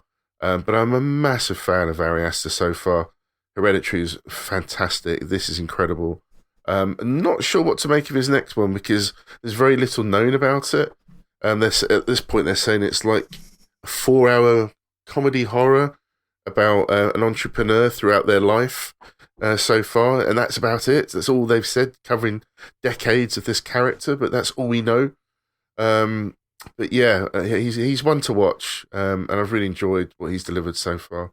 And Midsommar is fantastic. The foreshadowing throughout that movie, when you watch it a second time, is brilliant because it's very easy to miss certain things as you watch it the first time. You're just trying to take in what on earth is going on, and you watch it a second time, you're like, oh my god, yeah, look. Oh, I love brilliant. films and shows and stuff that reward rewatching. Yes, because I'm typically not a person who does much rewatching. I try to watch new stuff because I want to keep up to date, or like I'm rewatching the same thing over and over again. I feel like I'm almost feel guilty, like I'm not. Oh, I should have seen that thing that Matt recommended or Tim recommended to me. Like I said, I've been putting off The Lighthouse for years at that point, and like I'm watching other stuff that I'd seen before. It's like right now, I need to focus. And Midsommar's one I've actually gone to a couple of times. Call Saul. I've been putting that off. So I'll watch The Office instead. It's like perfect example. Rewatch The American Office for the 15th time. Yeah, all the way through all like 8 billion seasons of it, rather than sitting down and watching one new film for an hour and a half. It's like, yeah, exactly. And I try and kind of force myself to go out and watch new stuff. And Midsommar was one of those things where I was like, I feel like I should rewatch that because there was a conversation. I can't remember if it was with friends or I was at work or something like that. Somebody said, "Oh, I really didn't get on with Midsommar," and I was like, right, I get that it's kind of weird and traumatizing, and that's kind of the point. Like, I could totally understand why it's not for some people. But they were saying it was a bad film, and I was like, hold on a minute. No. It's pretty objectively well made, well acted, like looks amazing. Like it's a well constructed movie. Yes. If you don't like, we always say this on the show, there's a difference between liking something or disliking something and it being good or bad. They are two different things. And like, if you think Midsommar is a badly made film, then I don't think you understand filmmaking. Yeah, totally I don't claim agree. to understand filmmaking myself. I'm by far the least educated of the three of us on Sequelisers in that matter. But like, Midsommar is pretty unusual and pretty special. Like, yeah. I mean, the cinematography again is fantastic, like you say. Exactly. It's beautifully shot. There are certain scenes that obviously need to be the way they look, and it's brilliant. There's basically this whole story of the movie is revealed right at the beginning. The tapestry that opens the film shows you the beginning to the end of what's actually going to happen in the movie, and then little things are just dropped in as you rewatch it the second time. And I was just like, yeah, amazing, absolutely, very, very clever. I feel like Hereditary. See what he does next. Yeah, I feel like Hereditary's got a lot of that same attention to detail, where there's so many hints, kind of just at the edges of stuff that, you know, if once you've seen it and you go back through, there's all these little kind of implications and things that you can pick up on. And I think he's got an amazing eye for detail, and I think he does a fascinating, just kind of the fact that they're these two horror films that, for the most part, like, everything's happening in fairly like well lit areas. Yes. Midsommar, especially, it's so bright, but it's still horrific, and that takes a real skill. It reminds me when I first watched Texas Chainsaw Massacre. I'm like, this is really well lit for a horror film. Yeah, I mean, with Hereditary, again, it's the performance of the actors. The weird thing about Hereditary as well for me is that I've seen a lot of unsettling movies, but something about that movie stuck with me for quite a few days afterwards. It's one of those things that I kept thinking about, and I actually rewatched it a couple of days later because I just wanted to just take it in again. And Midsommar, I've had a massive gap between watching it the first time and then because of the subject you brought up this week, and I thought, I'm going to go back and rewatch that. And it just blew me away again. And worth it, isn't it? Yeah, I've seen it twice. Totally. And I'm fascinated to see what he comes up with next. I don't know if a 4-hour movie is the right way to do it, or is that just something he's teasing he's doing? Who knows? He doesn't make short films. They're all like 2.5 hours up, Yeah. And I say that. I wouldn't be surprised if this goes north of 3 hours. Yeah. Well, he's saying 4. He's saying it's a 4. I know, but that might get cut down. I think so. You try and make a 4-hour movie, good luck. Yeah, they do film 4 hours. They ain't using it all. Exactly, yeah. But one to watch, definitely. Excellent. Good pick. Let's move on to Jack. I have a bunch of picks, but I'm going to settle on one in particular. And I had a lot of things going through, thinking about what, like you said, there are a couple of people who have two, like your two examples so far. Mm-hmm. I thought, I'll go for somebody that actually does have a few more things, and only recently kind of occurred to me that they come under this category, if that makes sense. Yeah. I want to talk about Martin McDonagh. Oh, fuck you, that was my pick. You're welcome. You've got time to think of someone else. Oh, you can talk about it together. Only can you can talk together. We'll share it, Gadget. We'll share it. Because I also love An Evil Nerve, and we'll talk about that on Saturday. So, we can bond over a shared love of directors. Yes. We do have a Patreon segment where we can talk about more as well. There you go. I've got a whole list of people on my doc here. So, we'll run through a few other ones for you lovely patrons. But having kind of I absolutely fell in love with In Bruges back in the day. I think it is a fucking masterpiece. And one of my most quoted movies, and always kind of I absolutely adore. Leave my fucking bell tower kids out scene. with The bell this. tower scene. The bell tower scene. Fucking hell. I wouldn't go up there. with the Gleasons, as we call them. Yes. And then not really aware, that was the director of In Bruges, whatever. Didn't really think about it. And then I saw Seven Psychopaths years and years later. And it kind of been a mixed kind of recommendation. Some people said it's really good. Some people say, I didn't really click with it. Didn't really vibe with it. I really, really like Seven Psychopaths. I really gelled with it. I think it's incredible. Yeah, I really, really gelled with that movie. And again, didn't think anything of it. Love Sam Rockwell, love Colin Farrell, but wasn't paying attention to who the director was. And then I know Matt definitely recognized, I think you did as well, Tim, 3 Billboards Outside Ebbing, Missouri. Yes. Oh, so good. After it won all of the awards and that kind of stuff a few years ago. Again, both of my fellow sequelizers you need to watch 3 Billboards, Jack. I think it's an important film to watch. Yeah. Yes. Really it's great. a moment in cinema kind of thing. And oddly enough, a few of these directors I have on the list have these kind of big moments. And that's kind of why we did this topic of there are so many people that have only done a few films, but they're winning Oscars and changing the culture of filmmaking and changing how different people and different levels of representation that's been happening across cinema and stuff is happening. And I looked up, I was like, man, where do I know Martin McDonagh from? Where do I recognize?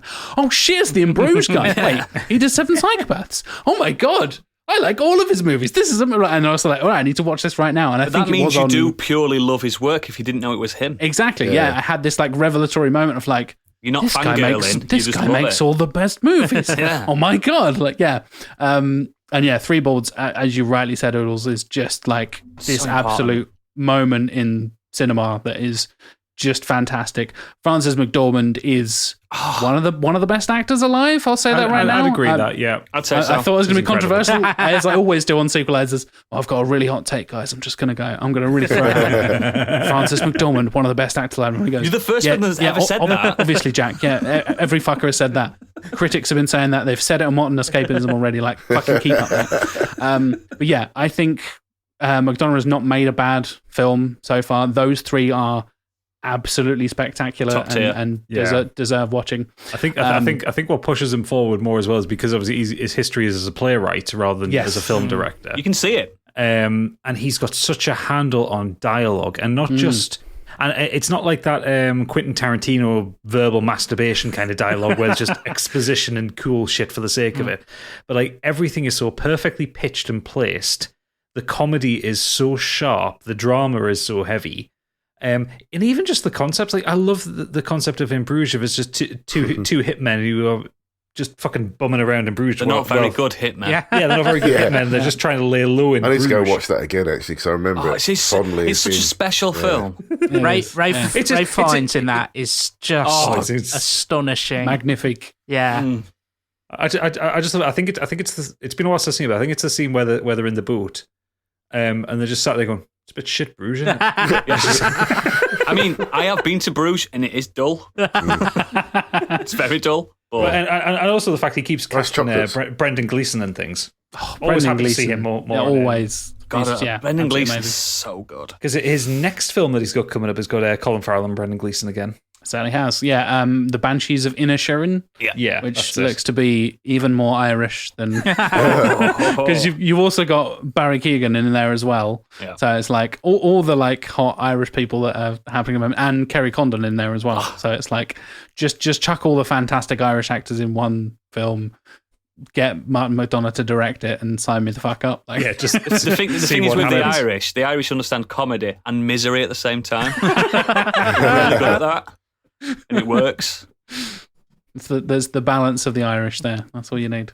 Excellent. But yeah, I think those three movies are something truly, truly special. I know this is kind of going to be the topic of the whole thing. It's like, go and watch these fantastic movies, because we don't get to do that much on Sequelisers, so it's nice to actually talk about really good films and really good directors. I think more people definitely need to see Seven Psychopaths, because loads of people have seen In Bruges, loads of people have seen Three Billboards, but Seven Psychopaths seems to be just kind of dropped in the middle, because some people, give it middling reviews. It's just like...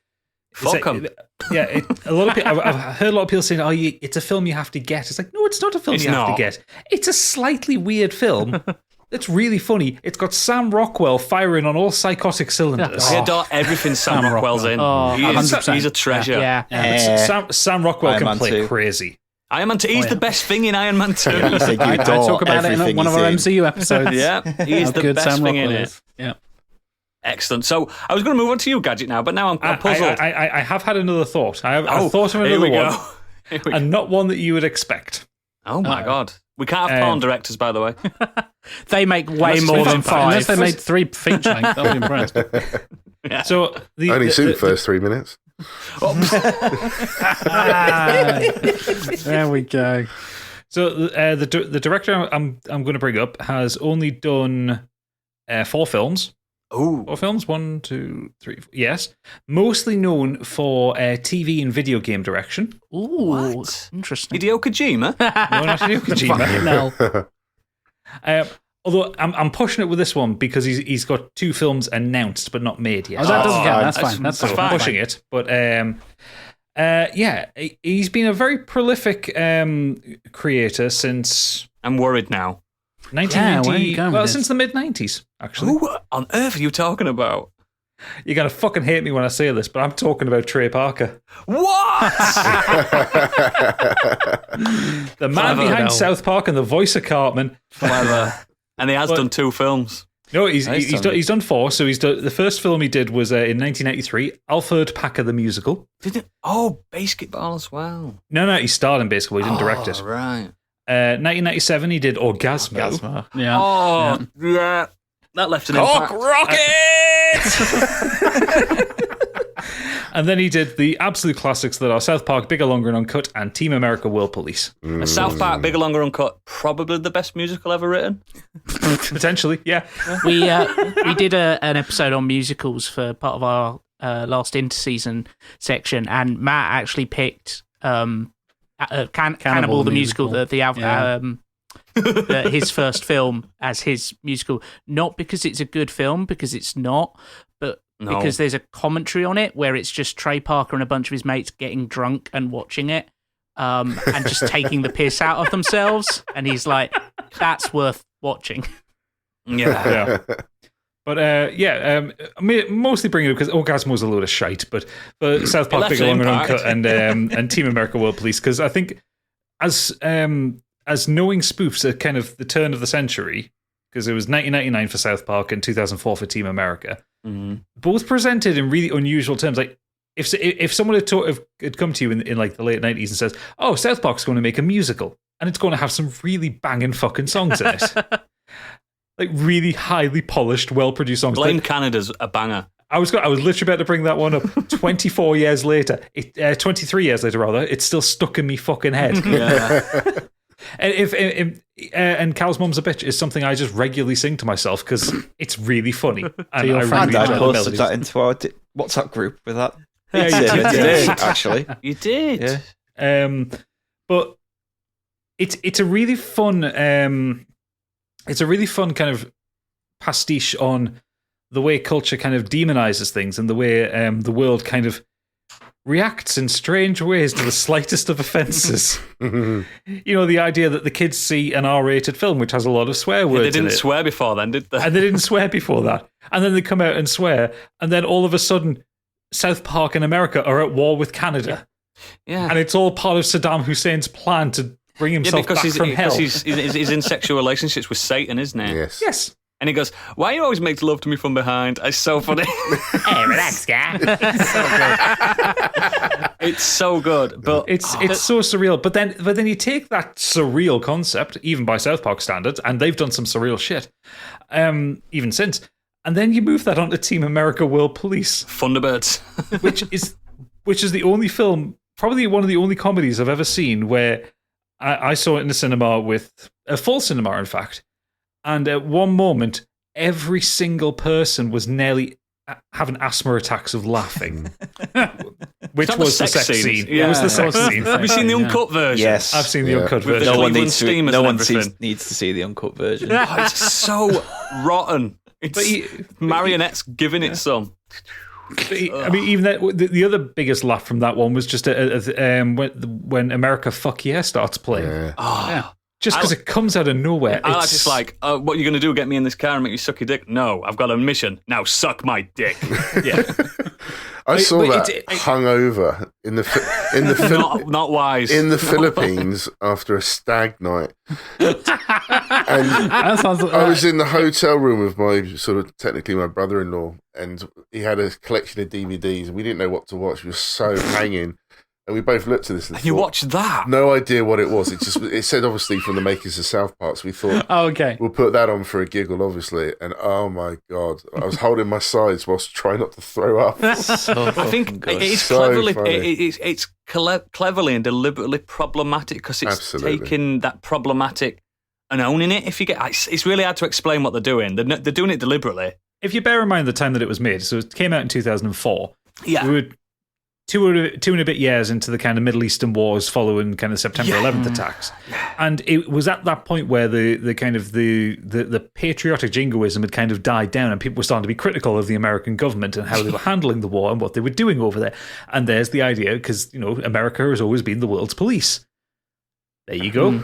You know, you get that opening scene of terrorists in Paris and they just destroy the fucking Louvre and the... Damn, I missed. Yeah, and the Eiffel Tower. And it's like... Bonjour, we have protected you from the terrorists. And like the entire square is destroyed. Yeah. It's so bad. So and the Kim Jong-il stuff is so bad. Oh, he's so ornery. It's so bad. It's terrible. It's proper terrible by today's standards. But it's Kim Jong-il. Fuck that guy. It's again, can't take this, Dick. Jeez, down, mate. I know. I'm trying to not be too political. No, we don't. But like, seriously, he's retired now anyway, so it's fine. I'm happy for people to take the piss out of him.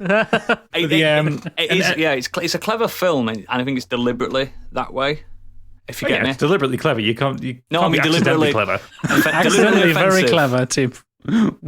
It's weird. I'm trying to explain something about it's what they do. It's what South Park has done for 20 odd years now. It's continues. They're just so good at it.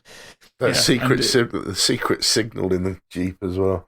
If you get into trouble, wave your arms, and then they look at him and they're like, "Oh, that one in the back, he's going crazy."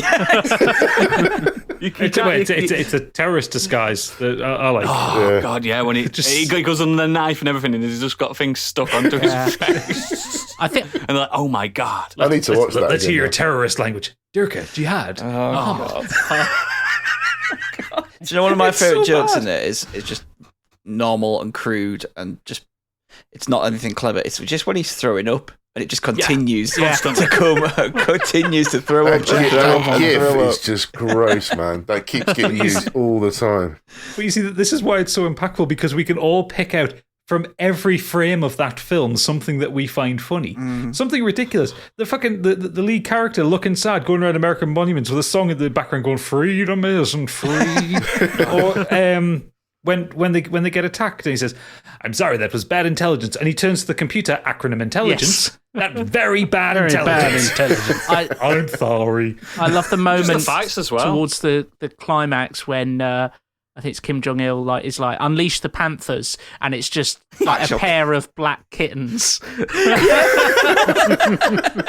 And they start really tearing them apart, don't they? Yeah. Or even just the gag of the Matt Damon thing where they cast the model badly, so they just changed all his dialogue. Wasn't that Matt Damon that voiced Matt Damon? Is that no, he basically he came out of the oven and looked really stupid and simple, and they just left it. Yeah, we're just going to make him just say Matt Damon over and over again rather than. That's so funny. He was meant to be more Goodwill Hunting style. They said, like thoughtful and poetic and stuff, and then they just went. No, he looks really stupid. Matt Damon has had to live with that for 18 years. People shout, Matt Damon! in the streets. Poor guy. I think one dodgily cast model transformed that man's life for the next 15 years. Just like Craig David and Kez. Yes, it is. Yeah, it is. Yeah, which he did say he was going to take some legal action on that one, didn't he? Or Craig David. So yeah, but yeah, I love Trey Parker, and to be fair, I love South Park in general. Like the TV show is generally, it's one of the few that's been for like 20-something years. It's unrelenting. Pretty consistently 24 seasons, something like that. Only behind The Simpsons, pretty much. But it's better than The Simpsons because it's consistent. It's consistent. It's consistent, but also the way they make it now, because it's all done on computers. They have like 6 episodes a season where they do a current events episode.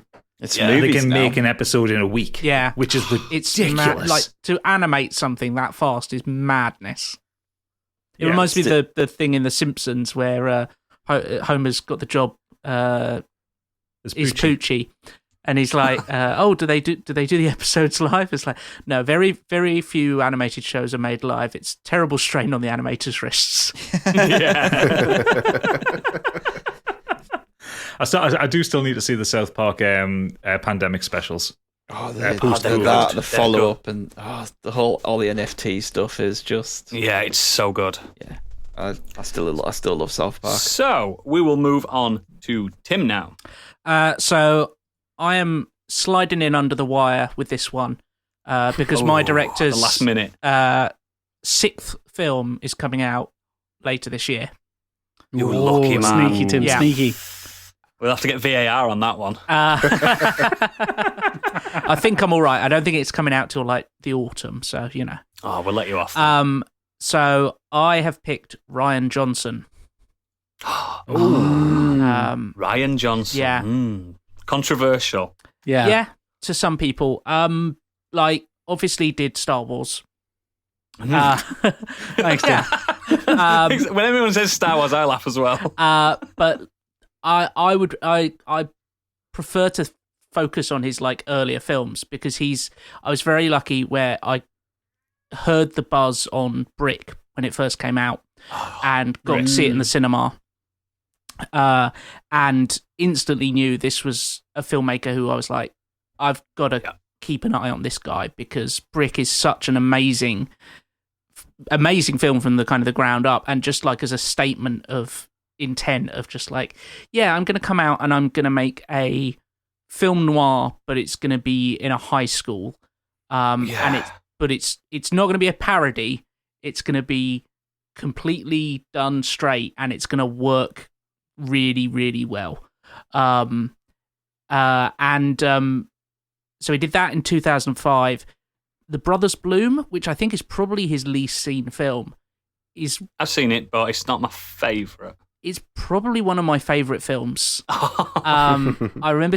Sorry, no, it's all right. Like we said earlier, like favourite doesn't necessarily mean best, but true. It's quite kind of gets into a bit of kind of metatextual sort of commentary on the process of storytelling. People who haven't seen it, it's Mark Ruffalo and Adrian Brody as a pair of brothers who are kind of con men, and they are trying to.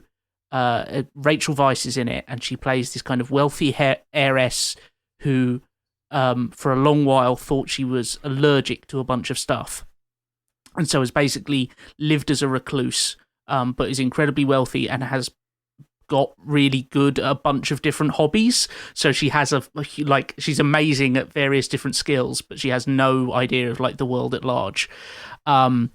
And it's basically them trying to con her out of her fortune, but then, sort of falling in love with her and various other twists on the tail. She's Rachel Weisz. Because she's Rachel Weisz, yeah.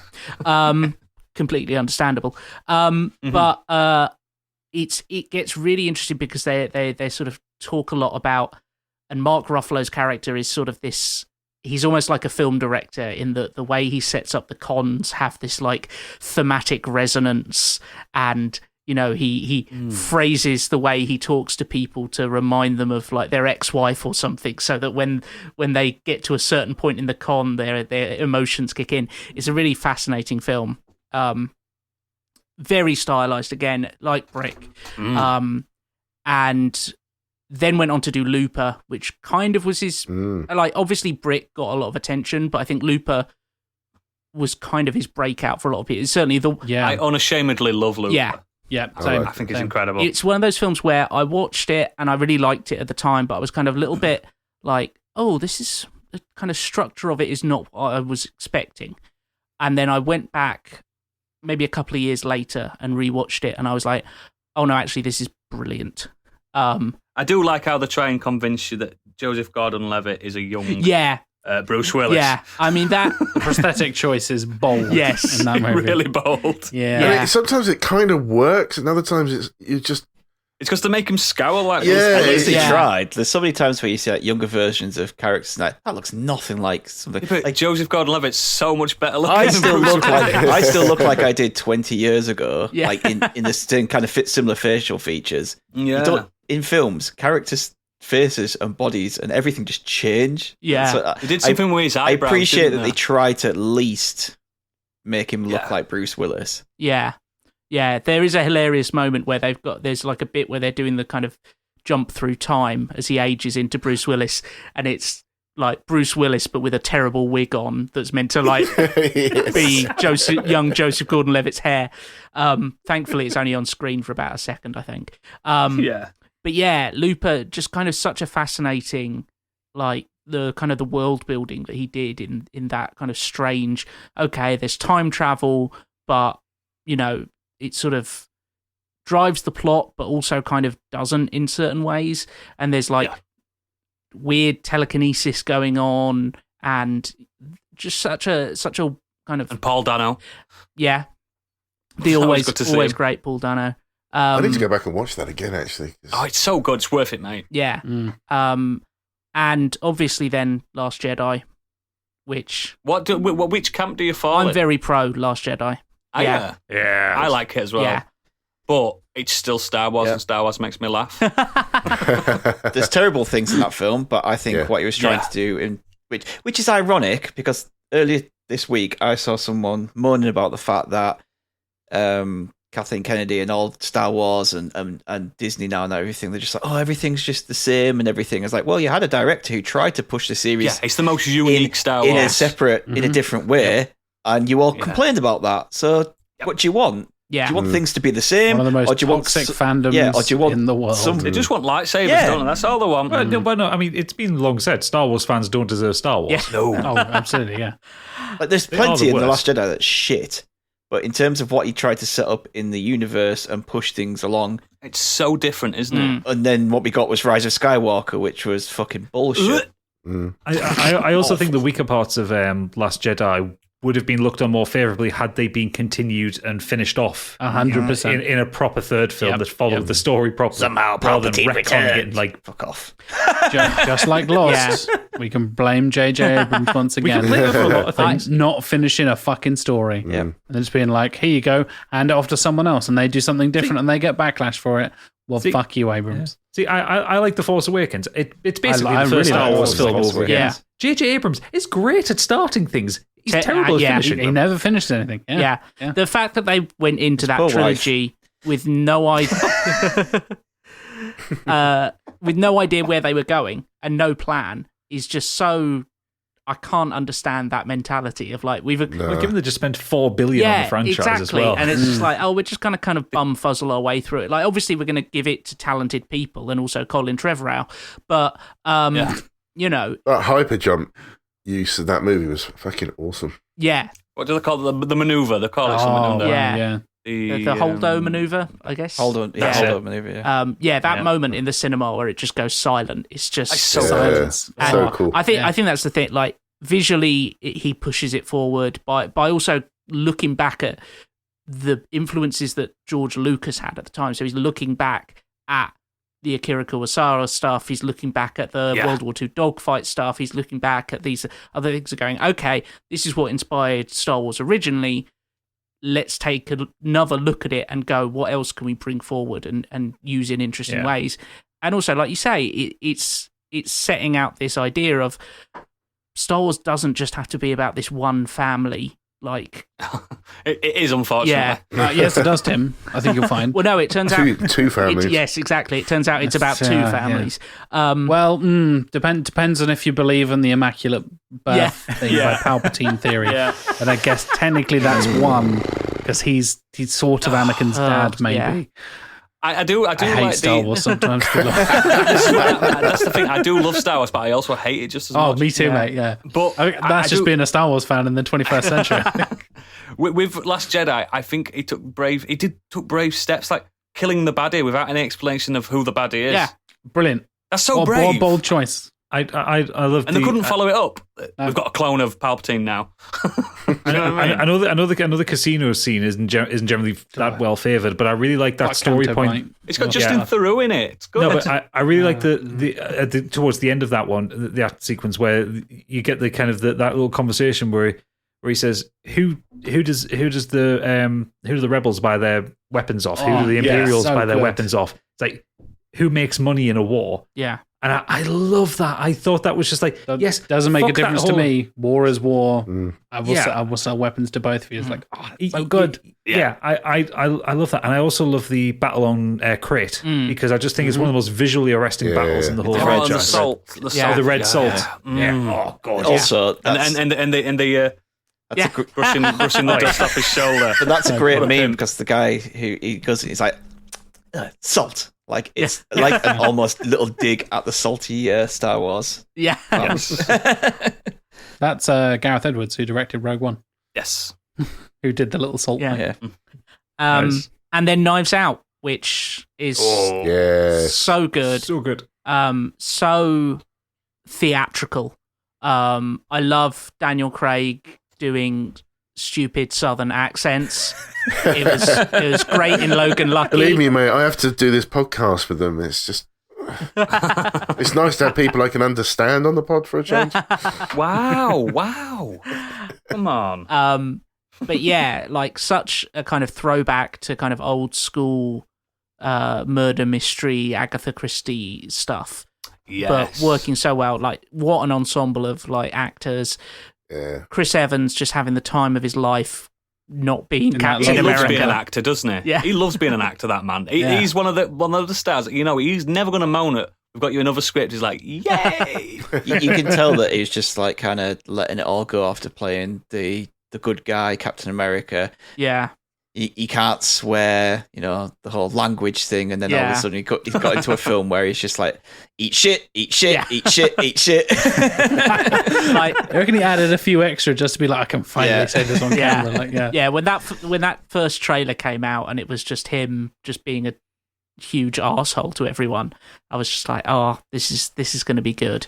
Ryan Johnson, I think he's just got such like quite a diverse, obviously likes genre stuff, has dealt with kind of sci-fi and crime and that kind of stuff. So but within that, he's managed to get quite a diverse spread within 5 films. Obviously, you just got me thinking. So Knives Out 2 is obviously going to be the first sequel that he's kind of doing of his own movies. So it'd be interesting to see if he can capture that same well, brilliant. I reckon he'll pull it off. Yeah, I mean, I think it will be interesting to see whether it works as a sequel. It's got another amazing cast lined up. Absolutely. So yeah, and I think that film, Knives Out, just so clever in the way it's structured. Of kind of how it keeps turning on what the audience knows, and you think you've got a third of the way through, and you think you're in a traditional murder mystery, and you're like, okay, well, we'll get to the end and find out the murderer. Oh no, we found that out a third of the way through. And then you get another. I thought I solved it about 4 times and still was like. And so yeah, I'm really interested to see what Knives Out 2 ends up being like, and then what he goes on to do after that. It might just Knives be Out like 3, apparently. Well, the Adventures of Benoit Blanc. Yeah, it's going to be the new Poirot, basically, and just be him solving a different case each time. Which I love fine. Poirot anyway. So I mean, I would love that, but I'd be a little bit disappointed because I want him to keep going on and pushing and trying different stuff, and I want to see him do a horror. Yeah, I think that would be really good. I think he's got a real skill for kind of world building in an interesting way. He can also it subverts expectation as well, and it's perfect for horror. Yeah, maybe even slasher, like thinking like Scream, something like that. Ryan Johnson does Scream 6. Can you imagine? But yeah, I feel... And the kill Ghostface. How dare he? So brave. Yeah, I feel like anyone can be Ghostface, it turns out. Yeah. Yeah, who knew? I feel like you could list kind of any genre, and I'd sort of say, oh yeah, I'd like to see him tackle that. So yeah, I think only going to go from strength to strength. Yeah, that's an incredible pick. And now, the last man standing, Stig. What are you bringing to the table, sir? My choice is the youngest man to ever win a Best Director award, Oscar. Ah. And that is Damien Chazelle. Nice. I admit I haven't seen his first film, but the 3 films I have seen after that, I think are all absolutely incredible. He started his first feature-length film in 2009 with Guy and Madeline on a Park Bench. I don't know, has anyone else seen that? No, but I know of it. No. So I need to see that at some point just to kind of catch up and see where he started. But the first film I did see that he directed was Whiplash. Whiplash is so good. Yeah. Whiplash is the story of a young promising drummer who kind of enrolls at a cutthroat music school, and the lead is played by Miles Teller, and the J.K. Simmons is the orchestra conductor, and he is a bastard of a man. Isn't he just like he's basically J. Jonah Jameson? Oh, it's worse. Oh, he's way worse. Much worse. He's like one of the best cinematic villains of the last 20 years. Mm-hmm. Yeah, 100%. You watch that film and you're hearing them play music. It's like, this is really cool. This is kind of, and it just stops him. It's just like, and like, he's somehow noticing someone within the orchestra playing something wrong, and he just goes ballistic at them. And I don't know how many. I'm sure there's a drinking game where he says "not my tempo," and that probably would get you absolutely wasted. But just the way that he, is it Chazelle? Is that how I pronounce it? I don't want to. Yeah, Chazelle. Yeah. The way that he films his characters, I feel like everything's kind of up and close and personal with them. It kind of draws you into their stories, and he's not scared to point the camera directly into the face, is it? No. Yeah, I think that comes from his background in musical stuff. Yeah, right? he's like, because I know this is something people have talked about when you adapt a musical onto the big screen, and you're able to do something different than just having it on the stage. You can have close-ups. You can suddenly have these really intimate moments be inches from the characters' faces, and Whiplash is so there's the scenes and where intense and stuff he's like drumming, that. and you can see the calluses and the blisters on exactly, and there's this blood splattering, and it's so visceral. Do you want to know what? As by comparison to the way Tom Hooper does it. Oh god! Yes. Don't get me started on Tom Hooper. You said one of Jack's trigger words. I'm going to go Winter Soldier on his ass and just trigger him with him. Interesting fact that Miles Teller actually learned how to play the drums for this role. Yeah. Yeah. Do you reckon he still does it?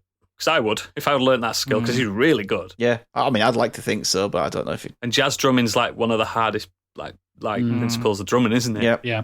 But to say this is kind of breakout film, this film was nominated for 5 Oscars and won 3.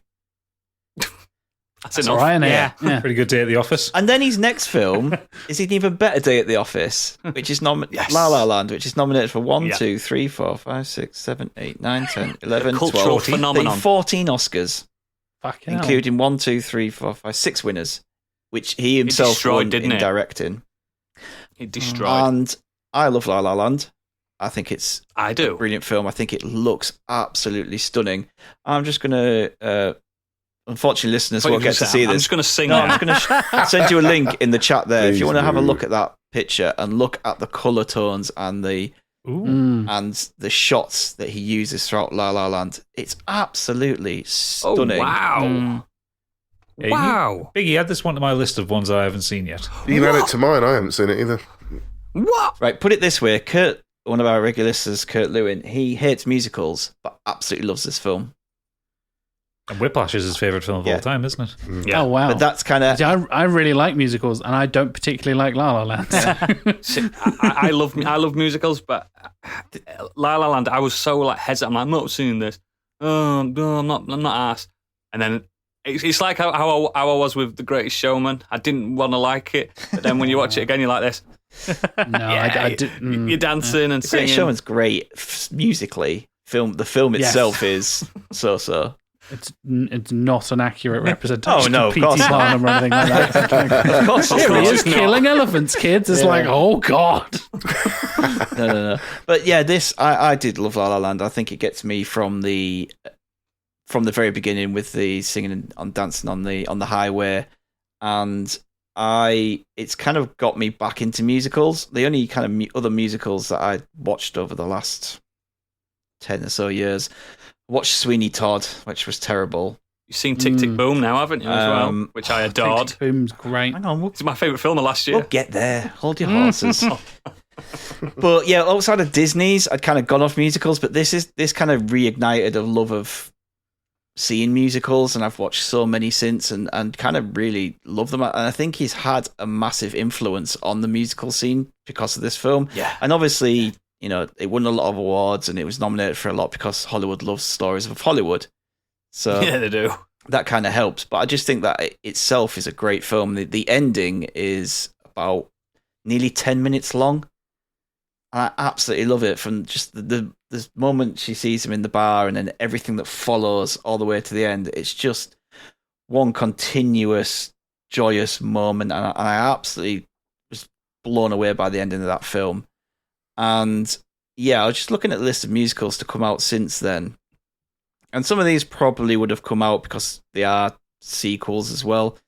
But so we had La La Land, and then The Greatest Showman became a big hit.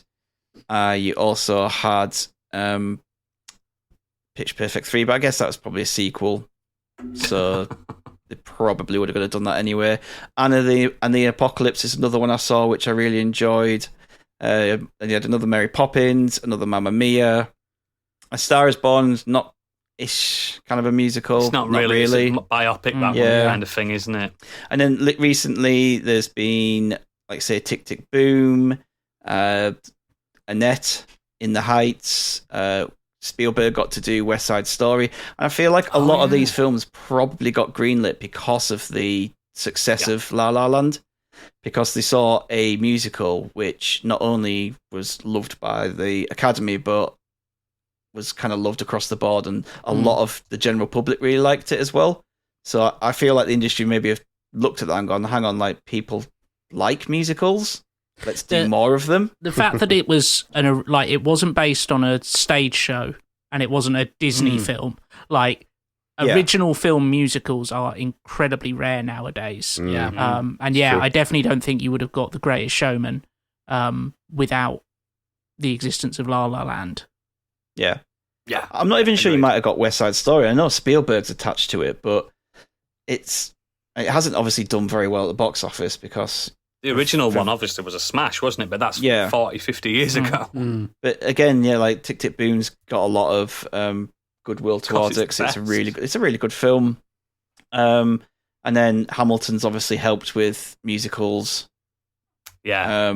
Especially contemporary. Yeah, I know that's more like that was already a big hit on Broadway and around the world, regardless. But I think it's Cats did well, didn't it, guys? Don't get me started. That's the other trigger word. Tom Hooper and Cats there. That's the same. Tom Hooper directs the sequel, Fleas. But I just think that as a director, he just goes from strength to strength, and his films just keep getting nominated. I mean, I know the Oscars aren't really the barometer to say, oh, this is good or this isn't good, but they are up there with what's seen around the world as a high accolade, and he just keeps getting nominated and winning them. Like his film. Did he have something to do with First Man as well? He didn't direct it. Yeah, did he direct that? First Man. He did. He directed it. Yeah, and First Man Great, again. I love First Man because it obviously tells the story of the first man on the moon. But what I loved about it more was it wasn't just kind of some let's blow smoke up Neil Armstrong's butt and it wasn't like Apollo 13 present or him as anything like that, some was it? like like it's just a Captain America kind of person who went to the moon and did that. It really got into his struggles and his family life and neglect, his trepidations about going on this mission and going on to the moon and the moon landing. You should go watch the moon landing again if you've seen this film, because it is a stunning piece of work. It's about 5 minutes long. It was directed by Stanley Kubrick, right? Stanley Kubrick's best film. In this film, the moon landing again gets you so.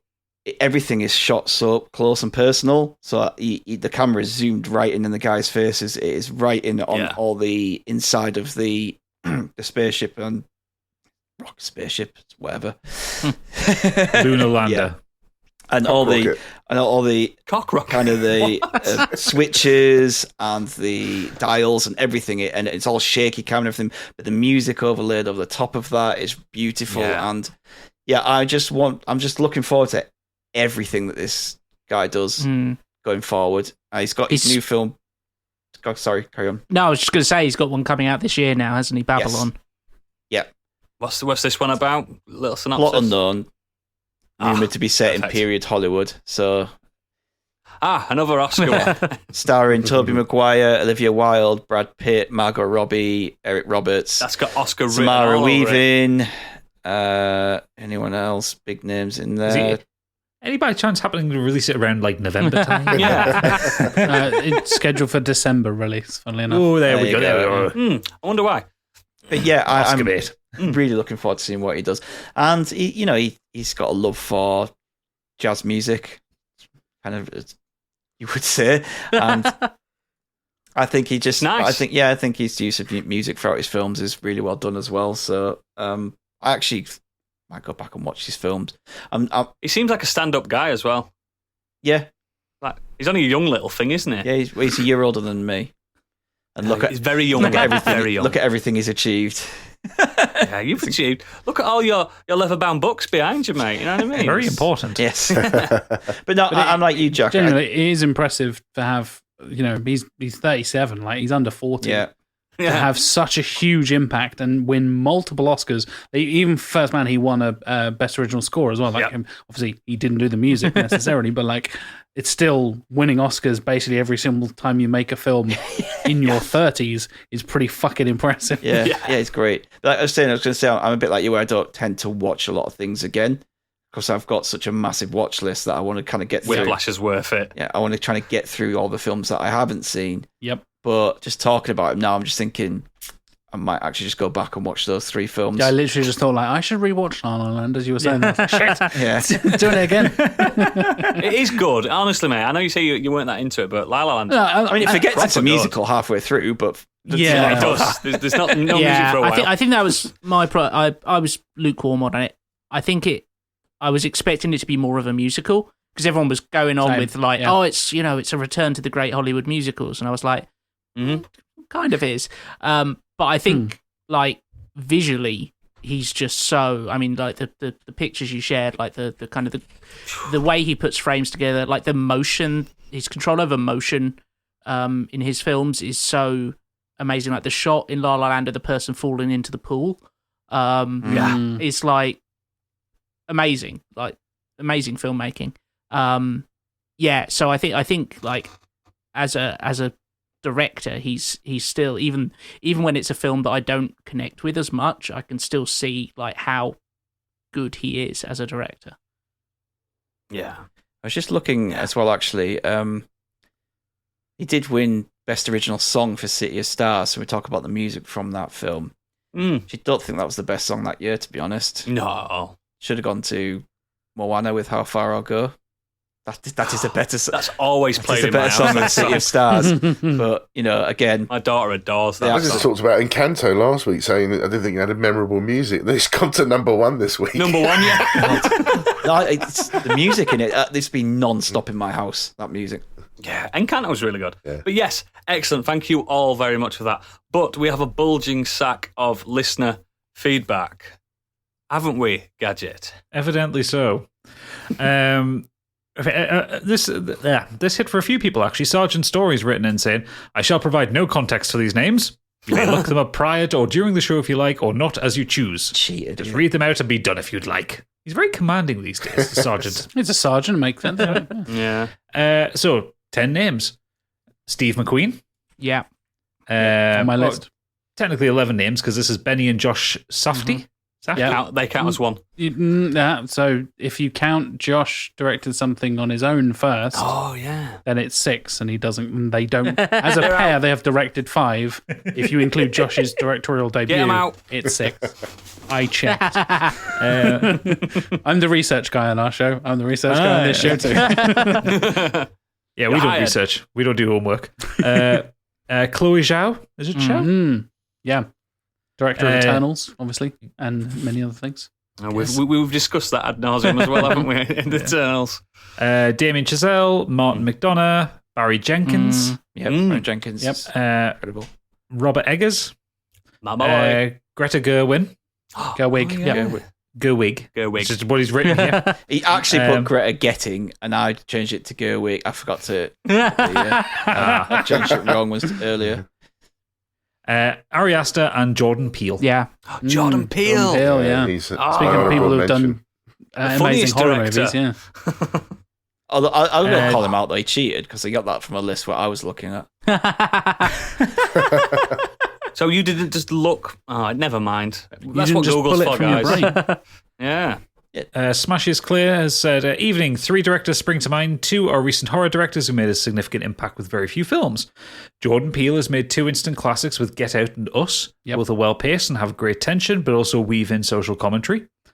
Meanwhile, Ari Aster does a great line in creeping dread and unsettling weirdness. I love both Hereditary and Midsommar. The opening sequence of Midsommar has burned into my brain. And then he goes on to finish off with Martin McDonough has been around much longer than any of my other 2 examples, but directs films very infrequently.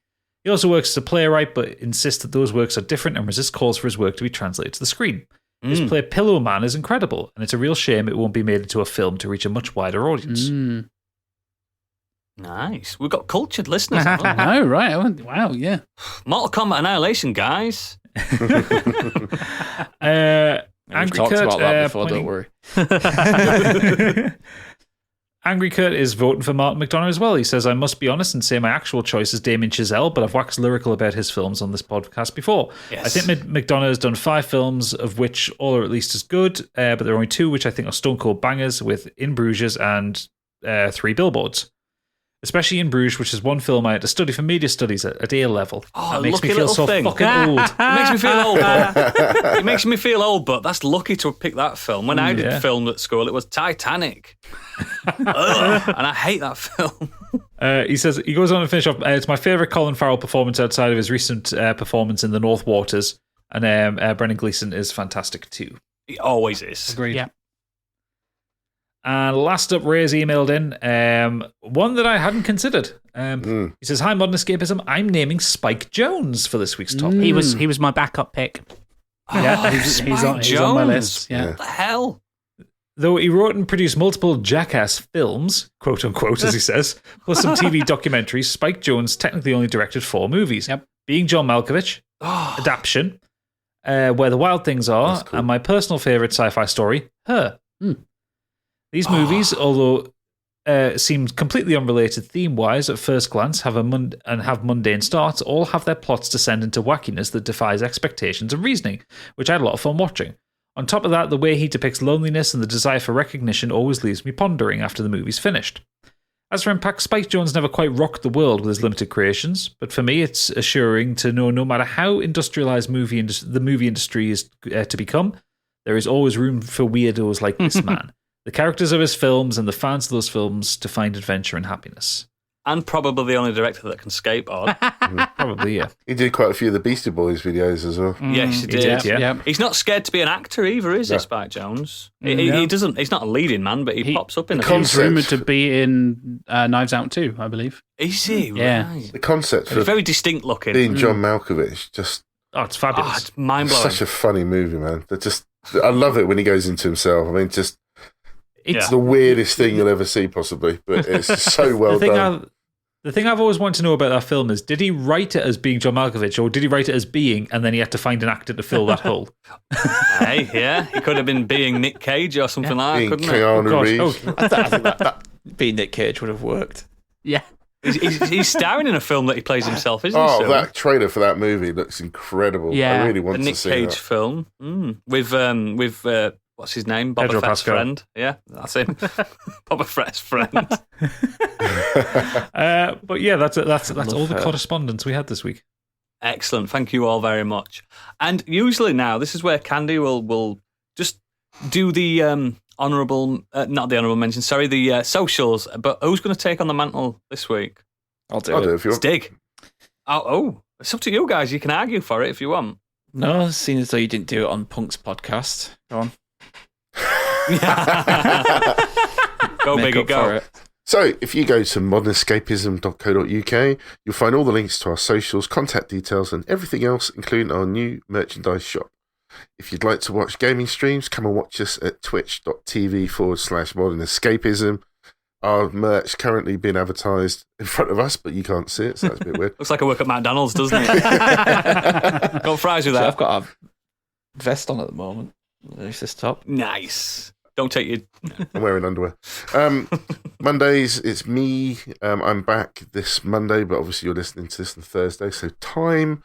But I will be back with my piggies dies as I get frustrated playing Dark Souls still. You've been playing this game for a year. I know. For the rest of us, just keep an eye on our Twitch or Twitter accounts, and you'll be notified when any of us are online. If. I think that's it, isn't it? The 5-star We're reviews. going to have a little sneak peek of what we're doing. 5-star reviews. Oh, yeah. The review. Oh, that's at the end, because we've got next week, haven't we? Our theme for next week. The 5-star review. I know it's there, but I'm going to do it after the bit we talk about what we're doing next Don't week, shout at me. which we're doing the Sweet. best of British Cinema. films, was it? Yeah. It's a Stig episode. It's a sticky one. Yeah. Best of British movies. Mm. And if you want to support us non-financially, then please just leave us a 5-star review on all places that you can do it. Spotify, do it now, Apple, you name it. Just make sure it's always 1 star above the Sequelisers. Wow. You can't do 6 stars, mate. We're a 5-star podcast. Ooh. Very good. We have one star review, don't we, from some kind of randomer saying, I tried it, it wasn't for me. It's not my cup of tea. We- 1 we- star. It's like, We have some mental ones on iTunes and or whatever Apple podcast when it was iTunes back in the day. But yeah, so far the Spotify ones have just been. I think that's just a star rating and no commentary, right? But Yeah, it Good. is, you're not a yeah. real podcast Exactly what unless it you've should got be. like a 1-star crappy review. Yeah. let me see if I can find some for the Patreon bonus stuff. Yeah, 'cause it is excellent. fucking ridiculous. Speaking of which, for you type people, we're Hang, going to... hang on, Noodles, before we go, we need to find out, we need to point our listeners towards the Sequelisers. Yes. I was going to. So- Don't worry, I was going to. You Oh, you bullshit, were you're about to end the show. No, I weren't. I was going to say... You were winding up for your closing you down spiel tight where you call the people- listeners tight. No, for you type people, we're going to go around the back in a second. But first, well served. I'm going to allow the Sequelisers to plug away. Plug. Go, boys, go. Similar to you guys, you can go to sequelisers.com and find all the links to all of our They got social a stuff. .com. We've got a .com, yeah, because we made up a word. So, that's how you get the .com, boys. Yeah, you should spell checker does not like it. If you had an escapism with a K, Mortal Kombat style, you might have gotten away with it, but no. But yeah, Sequelisers.com, that's links to all of our social media. All of the podcast platforms are on our live streams, including the one with lovely Gadget, who's joining us this Saturday. And yeah, our Discord as well, our Patreon, our merch shop. You can get all the stuff there on Sequelisers.com. Join their Discord, I'm in there. Oh, yeah. Did they accepted you in? Nice. Fools. Yeah, We've got very low standards. How dare you, Tim? How dare you? Don't forget he called you pricks earlier. Exactly. No one denied it. So yeah, Sequelisers.com to find us as a podcast. I'm JLW Chambers on all social media. Tim is trivia_lad on Twitter if you want to follow us and have a go at us for our director choices or something offensive that we've said on this show. Who knows? Can't be more offensive than anything Oodles ever says, so you're all right. I've been good tonight. I've been in podcast mode tonight. I've been on other podcasts today as well. Just podcasts. But I am generally looking forward to going through your back catalogue of movies that obviously mean something to me. Even though that was a compliment, it sounded a bit seedy. Didn't it just? Yeah. It did a little bit. I can't wait to go through your back catalogue. Big tear it apart. Well, you put that tone on it. I didn't have that tone at all. I wasn't alone in thinking that. Biggie, as a starting point, I highly recommend their season 6 opener, which is Prometheus. That's a banger. I was so angry at the end of that episode because I really want your guys' version of Prometheus. That's all Tim. That's all Tim. Do you know the first one I listened to of yours was the Zombieland one? Because I was just looking through. Oh, yeah. I love Zombieland, but Zombieland 2 fell off a Big cliff. pile of shit. Yeah. And you made it tons better. Thank you. Came out I had Stone Cold Steve Austin. What more could you want? Exactly. But I have caught up on a lot of the stuff. I haven't gone all the way back because I don't want you to start saying, "Oh God, I can't wait for like a PS4 to come out." Or however long you've been doing it. You should go back to the first season because their format was completely different. Yeah. So the first 2 seasons, we don't even have Tim yet. And it's it's a completely different show. The audio quality is a big bag of shit. Is it worse, Tim? Oh, well. Yeah, it's completely different. So the format we've had now started in season 5. So episode 1 of season 5, which is our Dark Knight Rises episode. Yes. Is kind of the kickoff of this format that we've had since then. Phase 4. Yeah, exactly. That's our phase 4. Are you able to say your favourites, just out of curiosity, of your own? They love all their children, surely. My one is probably Dark Knight Rises. I fixed that. That's my personal fix because I've been wanting to fix that film since I saw it in the cinema. It needs it. And I go on a huge fucking rant on that episode about how I'll definitely check that one out. I've been waiting 8 years for this shit. I am so ready to fix this fucking movie. Angry Jack is the best Jack incident. Angry Jack is a regular occurrence on Sequelisers because we talk about bad sequels. Yeah. So yeah. What about you, Tim? I really enjoyed doing Mortal Kombat Annihilation. It's so good. Yeah, turning that. It's really long. It's episode. one of our longest. Yeah, I mean, I turned it into a trilogy. So that's you went deep into the lore as well. Yeah. Like you understand more. Yeah. One of the funny things was we were just going, "Is that in the law?" Yep, that's in the law. Yeah, it sounded the recurring ridiculous. joke is, it was like blah blah blah blah blah. We both paused, turned to Tim. Is that a Mortal Kombat thing? Is that in the law? Yeah, that's in the law. Yeah. Take a trip to the flesh pits. Is that from the law? Yeah, that's from the law. And so, dear listeners, you tight ones especially, we're going to continue this kind of discussion past the paywall, round the back. But for everyone else, please listen to Sequelisers and please continue to listen to us. Good night.